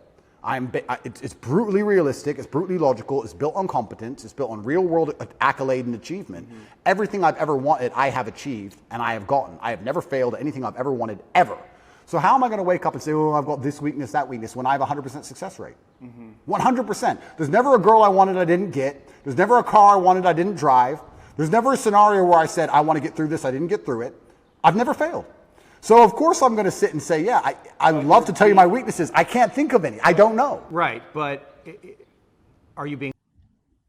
Yeah, but if he's gotten everything that he's ever wanted, then he's never experienced the adversity that he's said that he's experienced. Because Right, because he the said he definition didn't of want... adversity, yeah, the definition of adversity was wanting things that you going through challenges, but part of that is wanting things that you don't yet have. So if he's always gotten everything that he's desired, then how could he view himself as this powerful man who's never experienced loss or heartbreak or going broke or any sort of financial, emotional, or spiritual challenge? Yeah, that's a very good point. It's a paradox of it. It's like, if you haven't experienced not getting what you wanted, then can it really be said that you experience adversity? True adversity. Yeah. And how can you call yourself a leader of men if you aren't experiencing those valleys yourself and working your way out of it? Because his part of his rationale for exploitation was that better me than someone else. Right. Because I'm going to be able to at least teach these people or help these women form a business, help these men become more of a man. Mm-hmm. But if he's never experienced adversity, what tools do you have to lead people through the harshest of circumstances? Right. And he has experienced adversity, obviously. Yeah. But in this section of the conversation, for whatever reason, he's just not self-aware of that, or he's not recognizing that part of himself. Well, he's afraid of being perceived as weak, right? And so if you ask him straight on, what are your weaknesses? That's one of his weaknesses, is that he's not able to admit that he has weaknesses. Yeah. One of his weaknesses is that he's not able to admit that he has weaknesses. Yeah. Well said. So I feel like this may be a good place to stop. Let's do it. And then we could pick up. We're at 2:15 right now. We're about halfway through part 2, and part 4 is relatively short. So we're 40 to 50% through it. Sounds good. So this seems like a good stopping point, and then we can pick up where we left off. I'm just gonna make a note. Cool. 15:30 part 2.